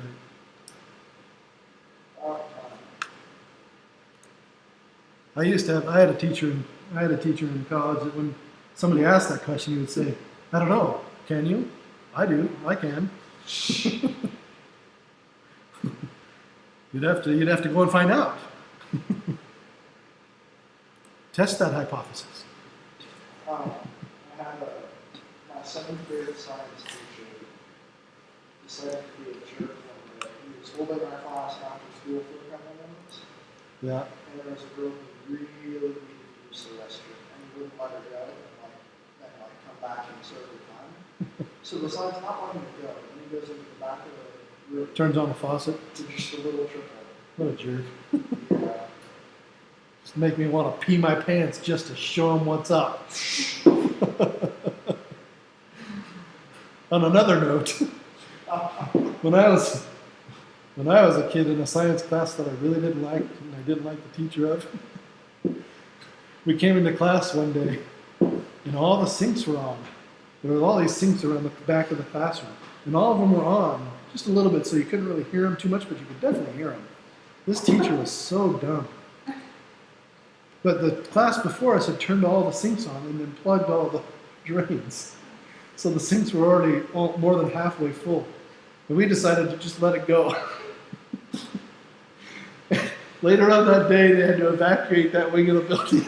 There was water coming out of 3 doors, going into the 2 science rooms on either side. It was so funny. It was awesome. Oh, man. We had great times in that class. I think the best thing I ever heard of, my 8th grade history teacher, Mr. Offington, his class for their senior prom got 4 sheep, and spray painted them was 1, 3, 4 and 6 on them. Broke into the school, and let the sheep loose in the school. So you can imagine their confusion when they couldn't find sheep numbers 2 and 5. That's funny. The best one I ever pulled myself was I discovered a way, you know those big pens that have the ends that come off? We took the ends off, so we just had a hollow tube. And then we stuck the cap inside of the electric pencil sharpener, just enough so it would shave off the end, so that the whole pen was like a straw. And then you could just chew on your pen in class. And then I would we'd use it as a spitball gun. And we discovered that gummy worms, if you chew on them just a little bit and chew a little piece off of them, make perfect colored spitballs. And so we started spitballing gummy worms all over the same teacher's room. And by the end of the year, the whole room was just this rainbow, and she never even noticed. It was just everywhere. And then one day we decided she always wanted to watch videos because she hated teaching. She just played video games. So one day when the video was on, we discovered that you couldn't see a spitball on the screen. So we just filled the screen with spitballs, just hundreds of them. And then when she turned off the lights, you could definitely see them. Just covered the screen. It was the best. Oh, that was the year. I didn't learn a thing that year except how to make spitballs. Anyway, okay, so we're going to talk about two-dimensional motion now. So then my son is laughing because he's heard these stories, but my wife always tells me to stop telling your kids those stories because then they're going to be bad. My kids are all better than me just from birth. Their mom made them better than me. But. Okay, so we're going to do projectile motion. We talked about this before, where a projectile is an object that is fired up into gravity, right? We give it some initial push or initial explosion or initial acceleration, but when it becomes a projectile, there's no force on it except for gravity. And this projectile can be shot upward, it can be shot sideways, it can be shot horizontally, perfectly horizontally, some angle between, doesn't matter. But the only force that's acting on it right after we fire it is that force of gravity pulling it straight down. So what's that going to tell us about its motion sideways? What did we learn about that in the 2 sections ago or 3 sections ago? Well, sideways motion, the only thing that's going to slow it down is air resistance. Yeah, And so eventually when it hits the ground. yeah, so if there's no air resistance, if there's nothing stopping it horizontally, then its horizontal motion is going to be what the entire time it's in the air? Constant, right? It's going to have that constant velocity vector pointing horizontally. And the only thing that's going to change is the vertical, right? The vertical velocity. Now it could have some upward vertical velocity to start with, in which case it would be going up to start with a little bit. But eventually what's going to happen if it's projectile motion? It's going to come down. Slow down, stop, turn around, and come back down again, right? So we got the idea of what projectile motion is. Now let's figure out how to do the problem. Here are our kinematic equations in the x direction, right? We know all these already. There's a few more that are like the definition of velocity and the definition of acceleration, but these are the ones that we figured out in the last chapter. In the y direction, we have another set of equations somewhere. Here they are. In the y direction, we have another set of equations that are pretty much the same exact equations, except that we replace the a with a negative g in those equations, right? So you've seen these before. We did these the last chapter. We also have some other equations that can be useful. We have the Pythagorean theorem equation. We have that angle equation for the theta. Pythagorean theorem for velocity. This one is for the trajectory or the displacement. But the angles for velocity and the angles for displacement we could also throw in there. There's another one there's a couple of other equations that are really going to be useful to us that I don't think they actually, no, they don't. Yeah, they don't tell us how they got them, but they do get them from all these other equations. And these equations are called the height equation. So this tells you the overall height that a projectile is going to reach if you know it's an initial velocity y component. So if you know its initial upward velocity or its initial y component of its velocity, then you can calculate the overall height by taking the square of its y component of its velocity initially and divide it by twice gravity, 2 times gravity. And then this one is the range equation. This will tell you how far downrange, horizontally, something is going to travel if it's fired from level ground and hits at the same level ground, and it's fired at an angle of theta naught, and it has an initial velocity. This is not the y or the x velocity. This is actual velocity. This is initial speed. You can think of it. It has an initial velocity magnitude v0 that you plug in there. So you can use those two equations when you're doing projectile motion as well. Now, you've seen all the equations. How do we do a problem? How do we do one of these problems? Well, they just jump right into the examples pretty much. Notice that another thing to remember is the symmetry. If you fire something with projectile motion, it has its original velocity v0, that's the purple vector. It has an original velocity in the y direction, this orange vector, v0y, and its initial velocity in the x direction is just going to be called v sub x, because its initial is also going to be its final velocity because it doesn't change as long as there's no resistance. Notice the symmetry. The upward velocity, initial velocity in the y direction, is the same length as its final at the same level here. So if it's fired at this level, if you go to that same level, it'll have the same initial the same final y velocity, but in the opposite direction, right? The other ones at different times. So if this is 5 seconds after it launches, it's upward, and it's downward 5 seconds before it lands at that same level, or before it passes through that same level, are also the same, but opposite directions. And that holds true for all this symmetry, right? So be aware of that vertical symmetry that we have because we will take advantage of that. Also remember that at the top of its motion, what is its vertical velocity? 0. It's important to remember that. Its vertical velocity is 0 at the top of its motion. That's going to help us. So for example, if we wanted to know how long it takes to get halfway through its motion, you would do an equation that has the final vertical velocity at 0, because that would be halfway through its motion if it lands at the same height that it is shot at. If it lands at a different height that it's shot at, then we have to be creative, but we'll be able to do that as well.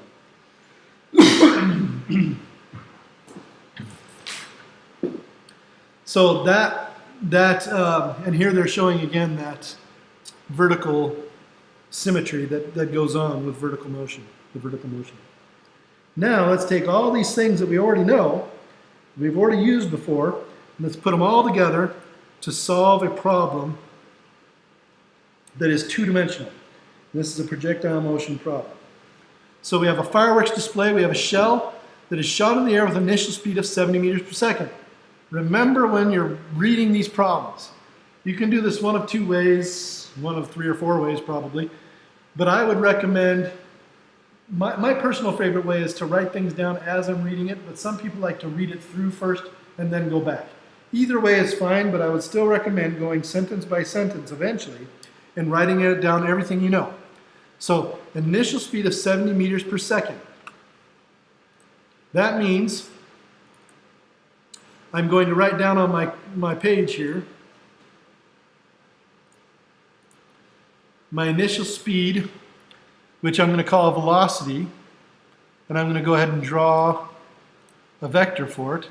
I'm going to initial velocity vector and its value, or the speed or its magnitude, is going to be equal to whatever it says in that problem. So this vector has a direction, but its actual value in that direction is 70 meters per second. So I'm going to go ahead and write that down. Right? So this equals 70 meters per second. And I write down the units and everything.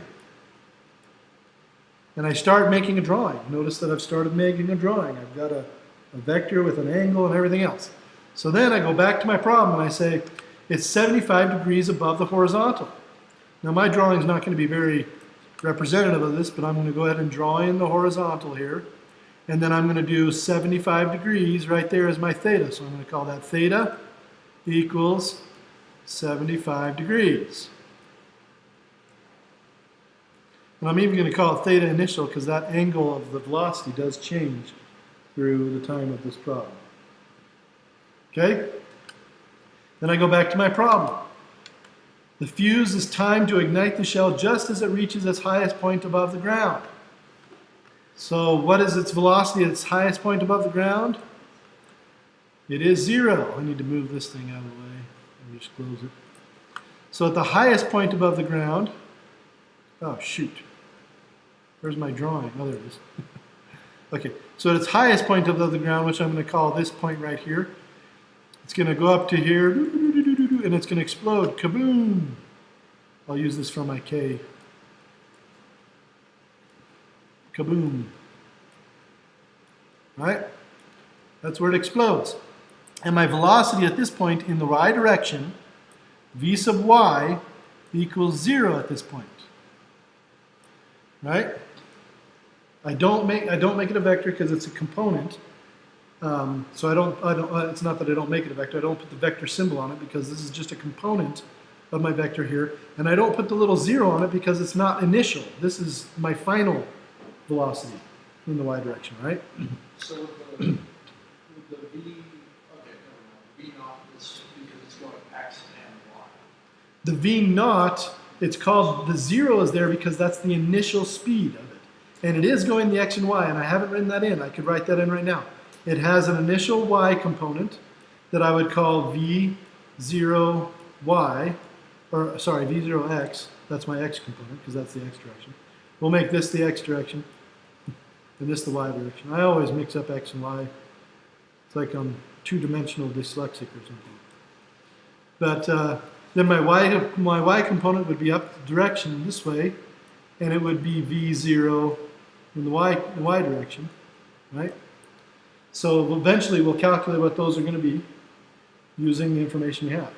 Let's go see if we know anything else. No, it looks like it just as it reaches the high point above the ground, and that's all they give us. They want us to calculate the height at which the shell explodes, and they want to know the time between the launch and the explosion, and then the horizontal displacement of the shell when it explodes. Okay? So to find these three things out, we're going to have to split into y and x and y components, and then use the kinematic equations in those two dimensions. Which of the things that we know in the kinematic equations, which of the variables in these equations is in both dimensions? V naught is, but we don't have V naught in any of these. We have V naught x. That's different than V naught, right? V naught x is the x component of V naught. Which variable in these equations is in both equations, in both sets of equations? What variables do we have? We have x, we have x naught, we have v sub x, we have y, we have y naught, we have y sub x. Sorry, we have y, we have y sub x, we have y naught sub x, we have vy, we have v naught y, we have g, we have a sub x. Which one of these, there's one more that I'm missing. Which one am I missing? What variable is up here that I haven't mentioned yet? G I mentioned. What about this variable? Is this a variable? Yeah. T. Is T the same in both dimensions? Does time change when you turn left or right? It doesn't, right? T, time, is a variable in physics that is dimensionless, as long as we don't talk to Einstein. Right? As we start talking to Einstein, we're in trouble. But as long as we're still Newtonian here and Galilean, we're good to go. So time is actually dimensionless, and it is good in the x dimension or in the y dimension. It doesn't care which direction you're going, it just kind of ticks along. That's great, because that's going to help us to tie these two dimensions together. If we can figure out something in one dimension, we can use the time to carry some information to the other dimension and solve things in the other dimension. So let's see if we can do this. So here's the picture they draw. It's a little nicer than mine, but it's still there. And it also has the answers in it. But what we need to do first is we need to calculate our components of our vectors. They actually find the final height of this thing using that equation that they give. So it's kind of cheating, but you can do it. You can use the equation that they give for the final height of an object, or the highest height of an object. All you need to know is the initial height in the y direction, square it, divide by 2g. Well, we don't know the initial height in the y direction yet. Or the initial velocity in the y direction, rather. Or the initial speed in the y direction. So we need to calculate that. So let's go ahead and do that. What we do is we take our v naught y is equal to v naught times sine of theta naught, because our angle is adjacent to our x vector. It is opposite our y vector, right? So here's our angle theta. Our y component of v naught is going to be opposite that angle. It's going to be over here. Right? If we go back to my drawing, it shows it a little bit. The y vector would be the one that's over here. I put it over on the left, but it can be switched over to the right, so we make our right triangle. This is our v naught y, so it is opposite the theta vector. So we use the one that has the sign. We use the formula that has the sign in it, and the formula that has the sign in it is this formula, where v naught y equals the initial velocity magnitude v naught times sine of theta. And in this problem, the initial velocity is 70 meters per second at an angle of 75 degrees. So we plug in those two numbers, and we see that it is shot upward in the y direction at 67.6 meters per second, which is ideal for fireworks. You really want them to shoot mostly upward and not outward very much. Trust me, I shot some fireworks sideways last year, and it wasn't such a good thing. Kind of funny. It was kind of funny. Run! In hindsight. Yeah, my wife was freaking out. But anyway, so once we've done that, then we can use this equation here, because we know v naught y is 67.6. We can square that, divide it by 2 times 9.8 meters per second squared, and we get y is 233 meters. We could have also used that velocity in one of the kinematic equations. In particular, we would plug it into this equation right here. If we plugged it into this equation and solved for y here, that gives us that same exact equation with a y naught of 0. That's where they got that equation. But we could plug it back in and also get that. So that gives us the height. To find out how long it's in the air, we can use a couple of different things. We could, first of all, we could use we're going to use a kinematic equation. That's what we're doing. So let's just do that. The kinematic equation that we're going to use is the distance equation, and this one is distance equals change in velocity times time. 1/2 times change of velocity times time. And is that correct what they did there? Yeah. And so we have our initial position in the y direction is 0, right? And then we add to this 1/2 times the delta v. This is actually 1/2 times average v is what it is. So it's this is the average velocity equation. But you add 1/2 times the average velocity times time, the initial velocity being the 70 meters per second. What is the final velocity? It's 0, because we're doing from the time it's shot to the time it explodes at the top of its motion, where it actually stops, turns around, and comes back, right? So that is that is 0 right there. So then we solve this equation for time. We plug in the numbers, solve it for time, we get 6.9 seconds. Also, if any of you have any of you been to a large fireworks show where they fire the big, so that's pretty reasonable, because you can actually hear them. It shakes the ground. And then, wait a little longer, and then, right? So you can always tell when there's going to be a big barrage, because 5 or 6 seconds before you hear this boom, boom, boom, boom, boom, boom, boom, boom. You know that's the finale, right? I love those fireworks shows. Okay, then for part C, the horizontal motion. How do we do this? We want to know how far it's going to go horizontally. What do we know so far? We know how far it's going to go vertically, and we know how long it's going to take to go before it blows up, right? In time. Does that time change for the horizontal direction? Do we know the speed in the horizontal direction? I'll give you a clue. We know the speed of it pointing up to the right at 75 degrees. Can we calculate the horizontal speed from that? Yes, it's the horizontal component, which is going to be this speed, or this magnitude of this vector, times the what? Cosine or sine? No. Now we use the cosine because it's the adjacent component, right? If we go back to my drawing, we can see that a little bit better. The x component right here is the adjacent one to this angle. So that's the speed that it's moving the entire time it's in the air, horizontally.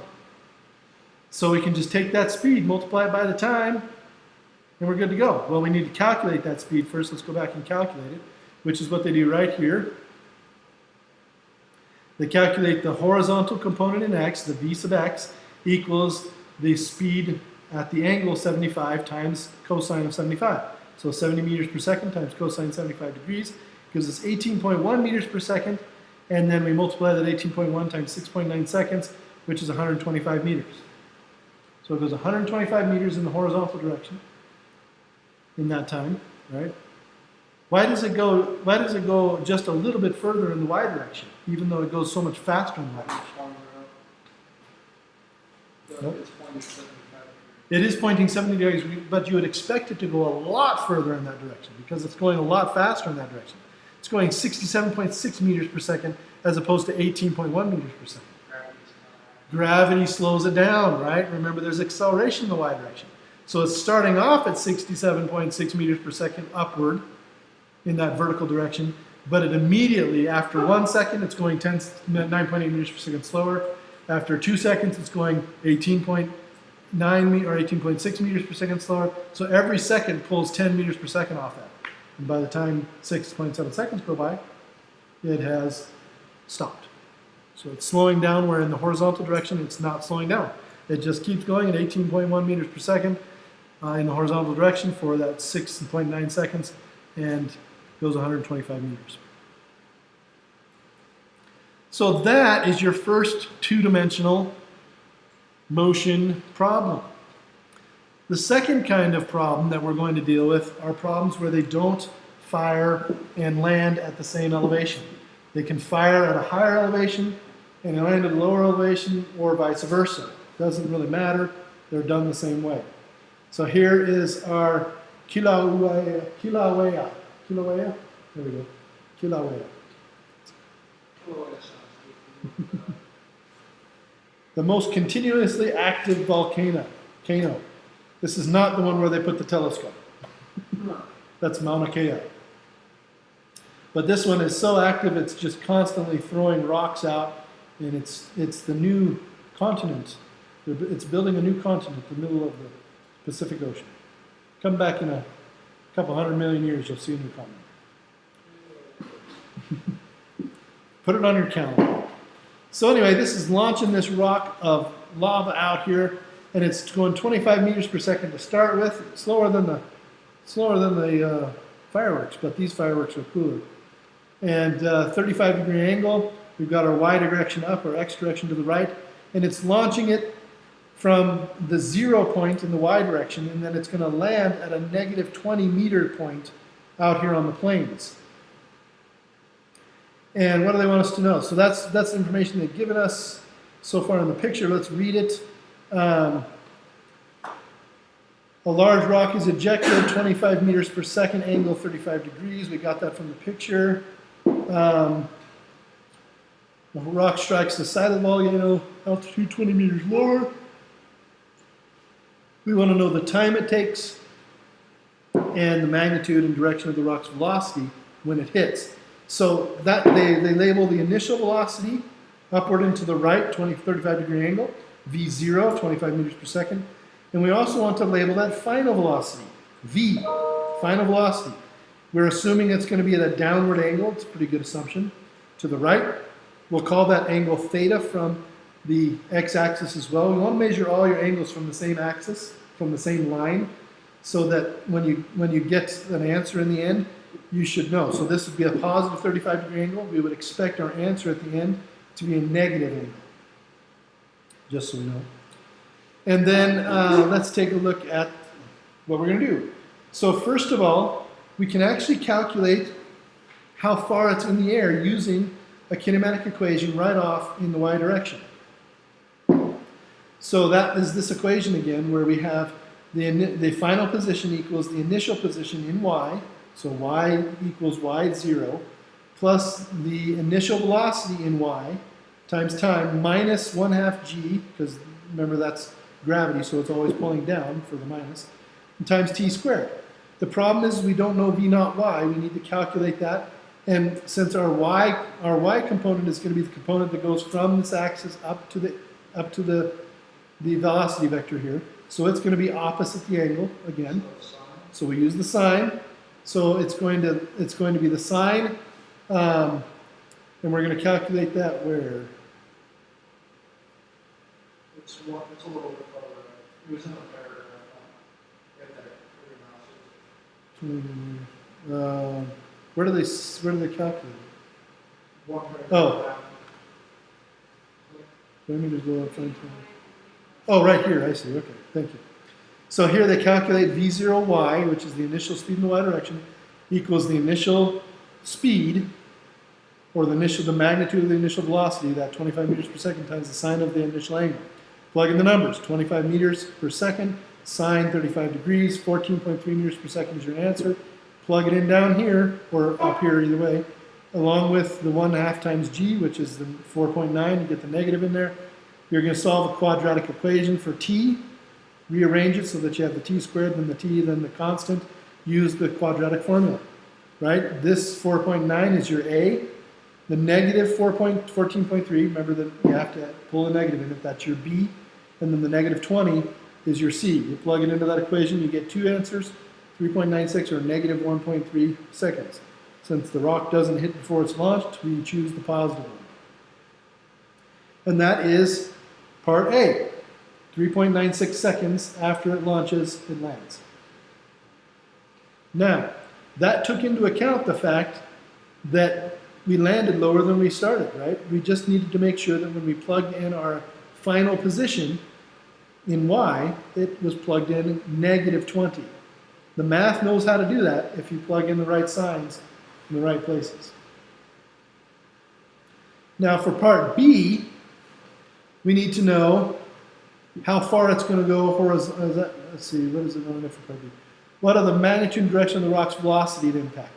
So we want to figure out how fast it's moving at the end, and we're certainly going to need to know a few things. We're going to need to know, first of all, in this picture, we know that we're going to have some x velocity and some y velocity. We're going to assume that there's no air resistance. Unless they tell you there's air resistance or give you some information that tells you there's air resistance, assume there's no air resistance.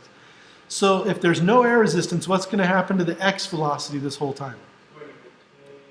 It's just going to maintain an even keel, right? Just going to keep doing what it's doing. The velocity is going to stay constant. It's not going to just keep accelerating. That's right. The velocity in the x direction. So in the y direction, it's a different deal. Yeah. Because in the y direction, it's going to go up, it's going to stop, turn around, go at the same speed it was going when it passes through this horizontal place, but it'll be going down instead of up. But then it's going to gain some vertical velocity as it goes below its starting point. So in the vertical direction, it's actually going to be going faster than when it started in the opposite direction. So we have to be aware of that. But again, the math knows how to do that. We need some certain things. First of all, we're going to need to know the final y velocity because it's going to be different from the initial y velocity. We also need to calculate the x velocity because we haven't done that yet. So we go ahead and calculate the x velocity or the x component of the initial velocity using v naught cosine theta, just like we did for the y, but with the cosine. 25 times cosine 35. So in the x direction, it was originally moving at 20.5 meters per second, and in the end, it will still be moving that fast in the x direction. And we'll need that to figure out the total velocity. But for the y velocity, we need to figure out an equation. And there is an equation that says if you have the initial y velocity minus gravity times the time that it travels, then you can calculate the final y velocity v sub y. We need that initial y velocity, but we already calculated it. It was 14.3 meters per second, upward, so it's positive. Then we subtract 9.8 meters per second squared and multiply by the time that we already got. And we get the y velocity at negative 24.5 meters per second. Now, using what we've already talked about, does that answer make sense? First of all, does the direction make sense? Negative 24.5. It's going down. That makes sense. 24.5, the magnitude, does that make sense? Remember, what did we say about its vertical velocity at the end compared to the beginning? Should it be going faster or slower? Should be going faster. Is it going faster in the y direction? Well, just the y direction. What's its original y direction? 14.3. Yes. So it is going faster in the y direction, just in the opposite direction, which is what we expect. So this does make sense, right? It's almost going twice as fast in the opposite direction, which makes sense. So we've got something that makes sense. We need to now combine our y component with our x component. Here's our x component, here's our y component. This x component is positive, so it's going to be pointing to the right. This y component is negative, so it's going to be pointing down. And we're going to add them together to make an overall vector. So let's do that. I'm going to pull up my whiteboard again here. Oops. Won't let me do that. Got to go back to here.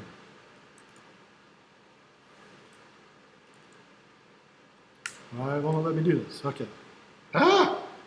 What's it doing? Now I got it. Okay. So here are our two vectors. We have our x component, which has stayed the same the whole time. Our y component, which is now increased. And our x component was what? It was v sub y was 24.5, negative x was 20.5. So our x component is 20.5 meters per second, positive. And our y component was 24.5 negative meters per second. That's terrible. And our overall is going to be downward this direction. So that's going to be our v final. We'll just call it v vector. And if we want to know the magnitude of it, which is just v, we have to take the square root of these two things added together squared, right? So we square the 20.5 squared. We add it to the 14.5. I'm not going to put in the negative because the negative when it squares just becomes positive. So So we add it to 14.5 squared, and that will give us the length of this, or the magnitude of the overall velocity. It'll give us the speed. Off to the right, and you know the velocity is of course downward and to the right, but and that speed. But when they do that right there. They add it together, they take the square root, they get 31.9 meters per second, which also makes sense. It should be more than either of them because we're adding these two things together. But it shouldn't be exactly 14 plus 24, right? It should be more than either of them. So it is. That's great. And then we need to know the angle, so we use that inverse tangent again. Remember that we need, in this one, we need to include the negative. So Vy is a negative 24.5 and Vx is 20.5 positive. So we include that negative in there, take the inverse tangent, and it will give us an angle of negative 50.1 degrees. So that negative angle is exactly what we expect. It goes downward from the x-axis instead of upward. So negative 50 point whatever degrees. So you can see that it is a bit more involved, especially the back and forth. But remember that the time is in both dimensions. So once you calculate the time in one dimension or the other, you can use it in the other dimension in the kinematic equations. But the kinematic equations are all the same. Solving them is all the same. You're just doing two of them together. So it's a little more challenging. It's a lot more challenging. But anyway. Another very interesting thing to know about range is this. I hope that this is the one I think it is.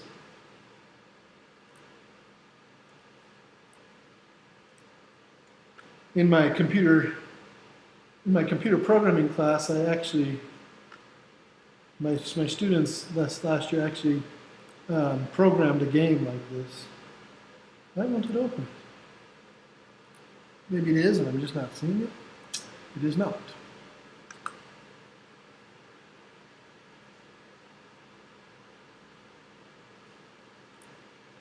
Let's try again.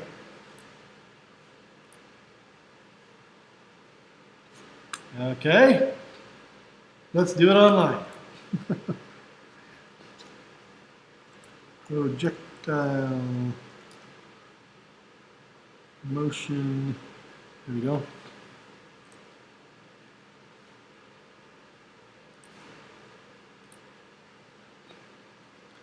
So here we go. Here we have our David statue, which we can move around apparently somehow. Maybe not. I was hoping I could.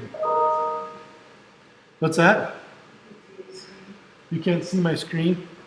No, I could. But it. Okay, well, let's see here. Okay, so what we've got here is we've got range, height, and time up here. Let me move this thing again. Out of the way. So I got range, height, and time over here. And I've got my firing mechanisms over here. And I can choose my angle. Oh yeah, let's fire a tank shell. And I've got my angle and my initial speed and my mass and diameter and all this stuff. I'm not going to do any air resistance. Let's fire this and see what happens. Right? Kaboom. It didn't explode. I want it to explode. Anyway, so let's say that I'm going to try to hit this thing over here. I might change my angle. So I'm going to change my angle to maybe 75 degrees. And then fire and see what happens. Oh, I'm amazing, right? Then I'm going to change it to 60. What's going to happen if I change it to 60? Overshoot. You think it'll overshoot? Okay, so let's fire it. Way overshoot, right? And let's lower it down some more. Let's go to 50. What's going to happen? Bring it off the screen. Okay, I'm going to shoot it and it's going to off the screen. Let's go down to 40. Let's do it again. What's going to happen? Off the screen. What if I go down to 15? It's going to start coming back a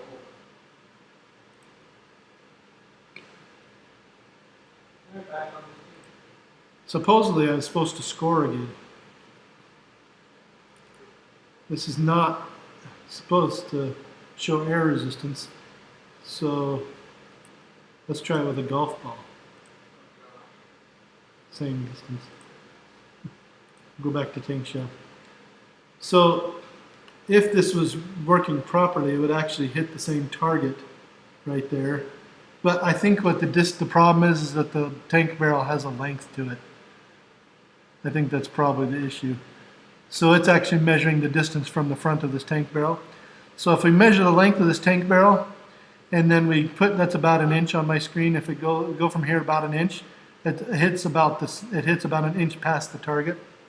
So that makes sense.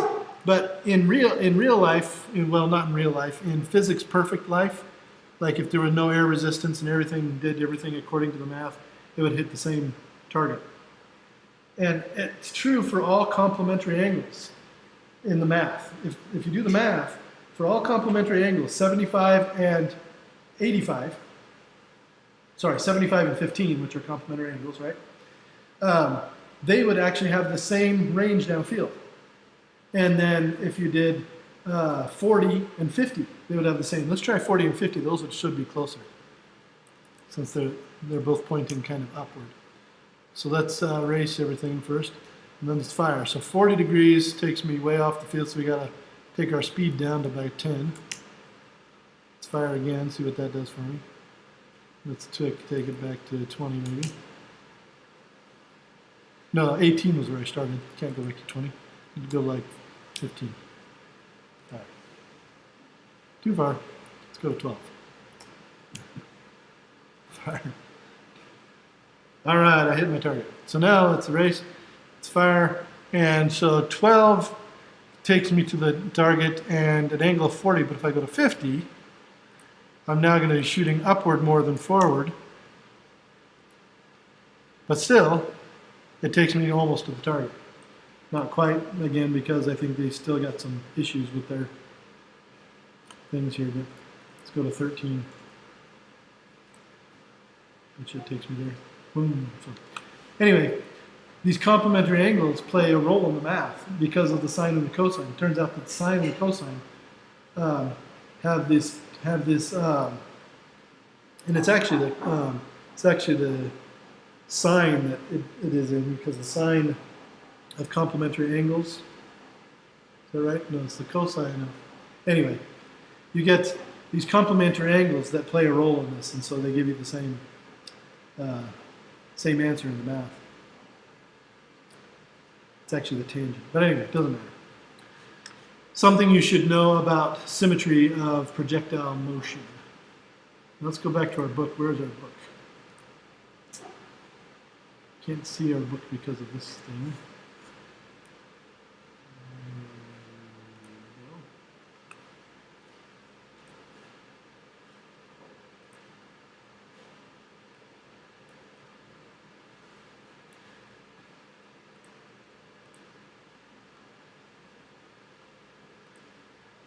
It's not where we were either. Here we are. There we go. I have too many books open. Confusing the heck out of me. Okay. So that is section 6.4, and that takes us to the end of our day today. 3.4, sorry. Well, let's see. Addition of velocities is the next section, and it's essentially the same thing, but with same kind of things, but with velocity. We've actually done this before. This is the section on relative velocity, but this does it in 2 dimensions instead of just 1 dimension. Remember, we had a plane flying with a wind behind it or something, or the person riding his bike, whatever. So this is the same thing, except it's like a wind from the side, or a current in a river from the side, where you get a velocity of the rowboat going across, or the motorboat going across the river. That's its across the river velocity, in this case a y direction velocity, but the river is actually flowing to the right. And so that gives it some x velocity. And we will go ahead and cover that next time a little bit before we answer any questions you have about the homework on this. Now, if you feel like you need more time on Wednesday, we'll just extend it to Thursday or Friday or whatever. But we will hopefully be completely done with chapter 3 this week and start on chapter 4 next week. Once we get through chapter 4, we're going to try to start hitting more chapters at a time, 1.5 chapters a week or something like that for the rest of the summer, so that we can get all through all the chapters we need to get to. But these first 4 are so intense, we really need to spend at least a week on them. So. Any questions before we break for the day? Yeah, so tomorrow, where we would normally do a lab, and it would be great to do a lab this week, but because we had the holiday, we're going to do homework for as long as we need to. And then if we have time to do a lab, maybe we'll do a lab. If we don't, we'll just do our lab next week. I didn't really plan a lab for this week, so we don't have to do a lab this week. But tomorrow we will meet and we will answer questions on the homework as long as we need to. Okay? And I'll get signed up online for that calc-based physics. All right. Yeah, get signed up on that, and then we will need to meet at the beginning. As soon as you guys are signed up and ready to start, we'll need to meet for at least an hour or two to teach you some of the differences in the way it's done in that class, because they treat vectors differently, they do the math a little bit differently. I think you'll like it once you get used to it, but it is a little different. It's much more efficient, but it requires some background. Okay. Okay? Any other questions, Cassidy, or are you good to go? Okay, this class has been recorded, so I will post it and it will be available for you. Have a good day. See you later, Mr. Daly. Thank you. See you later. Let's see.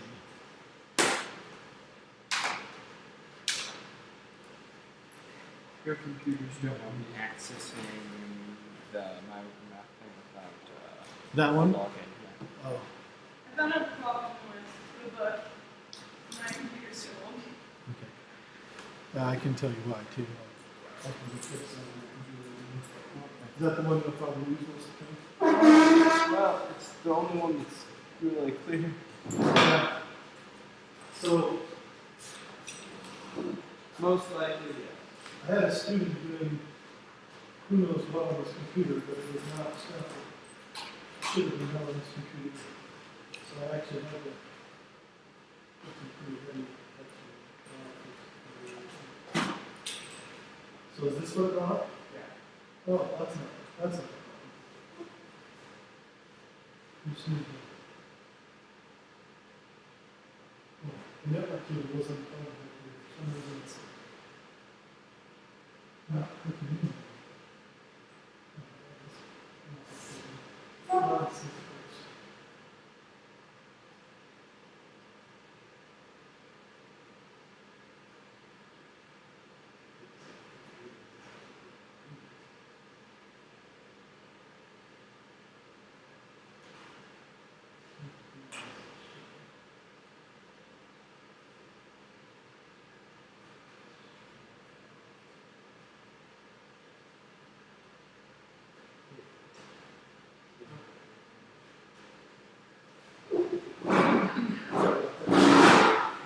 The bit of blood somehow.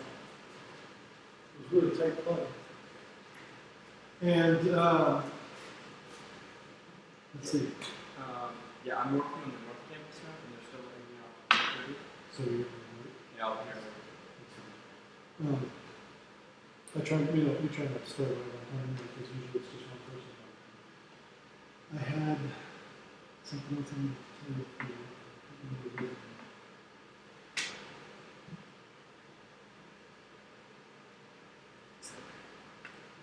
We got your paperwork for your reading. Okay. We got it back from Jim, signed.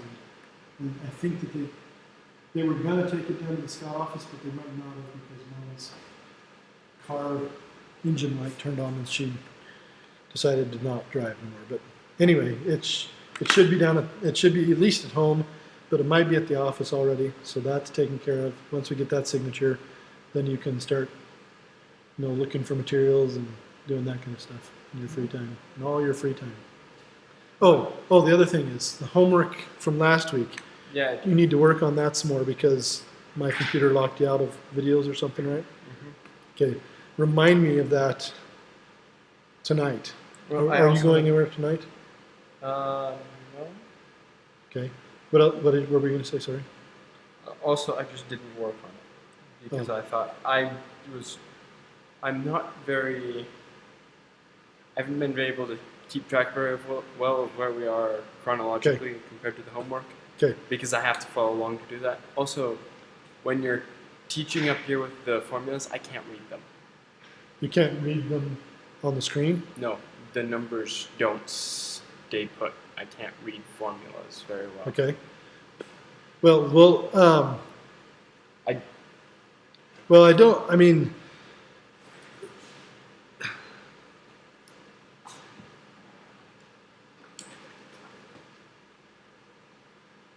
I don't know. If it'll that's be better once I can have it on my own computer. It'll be. I still have issues with reading Okay.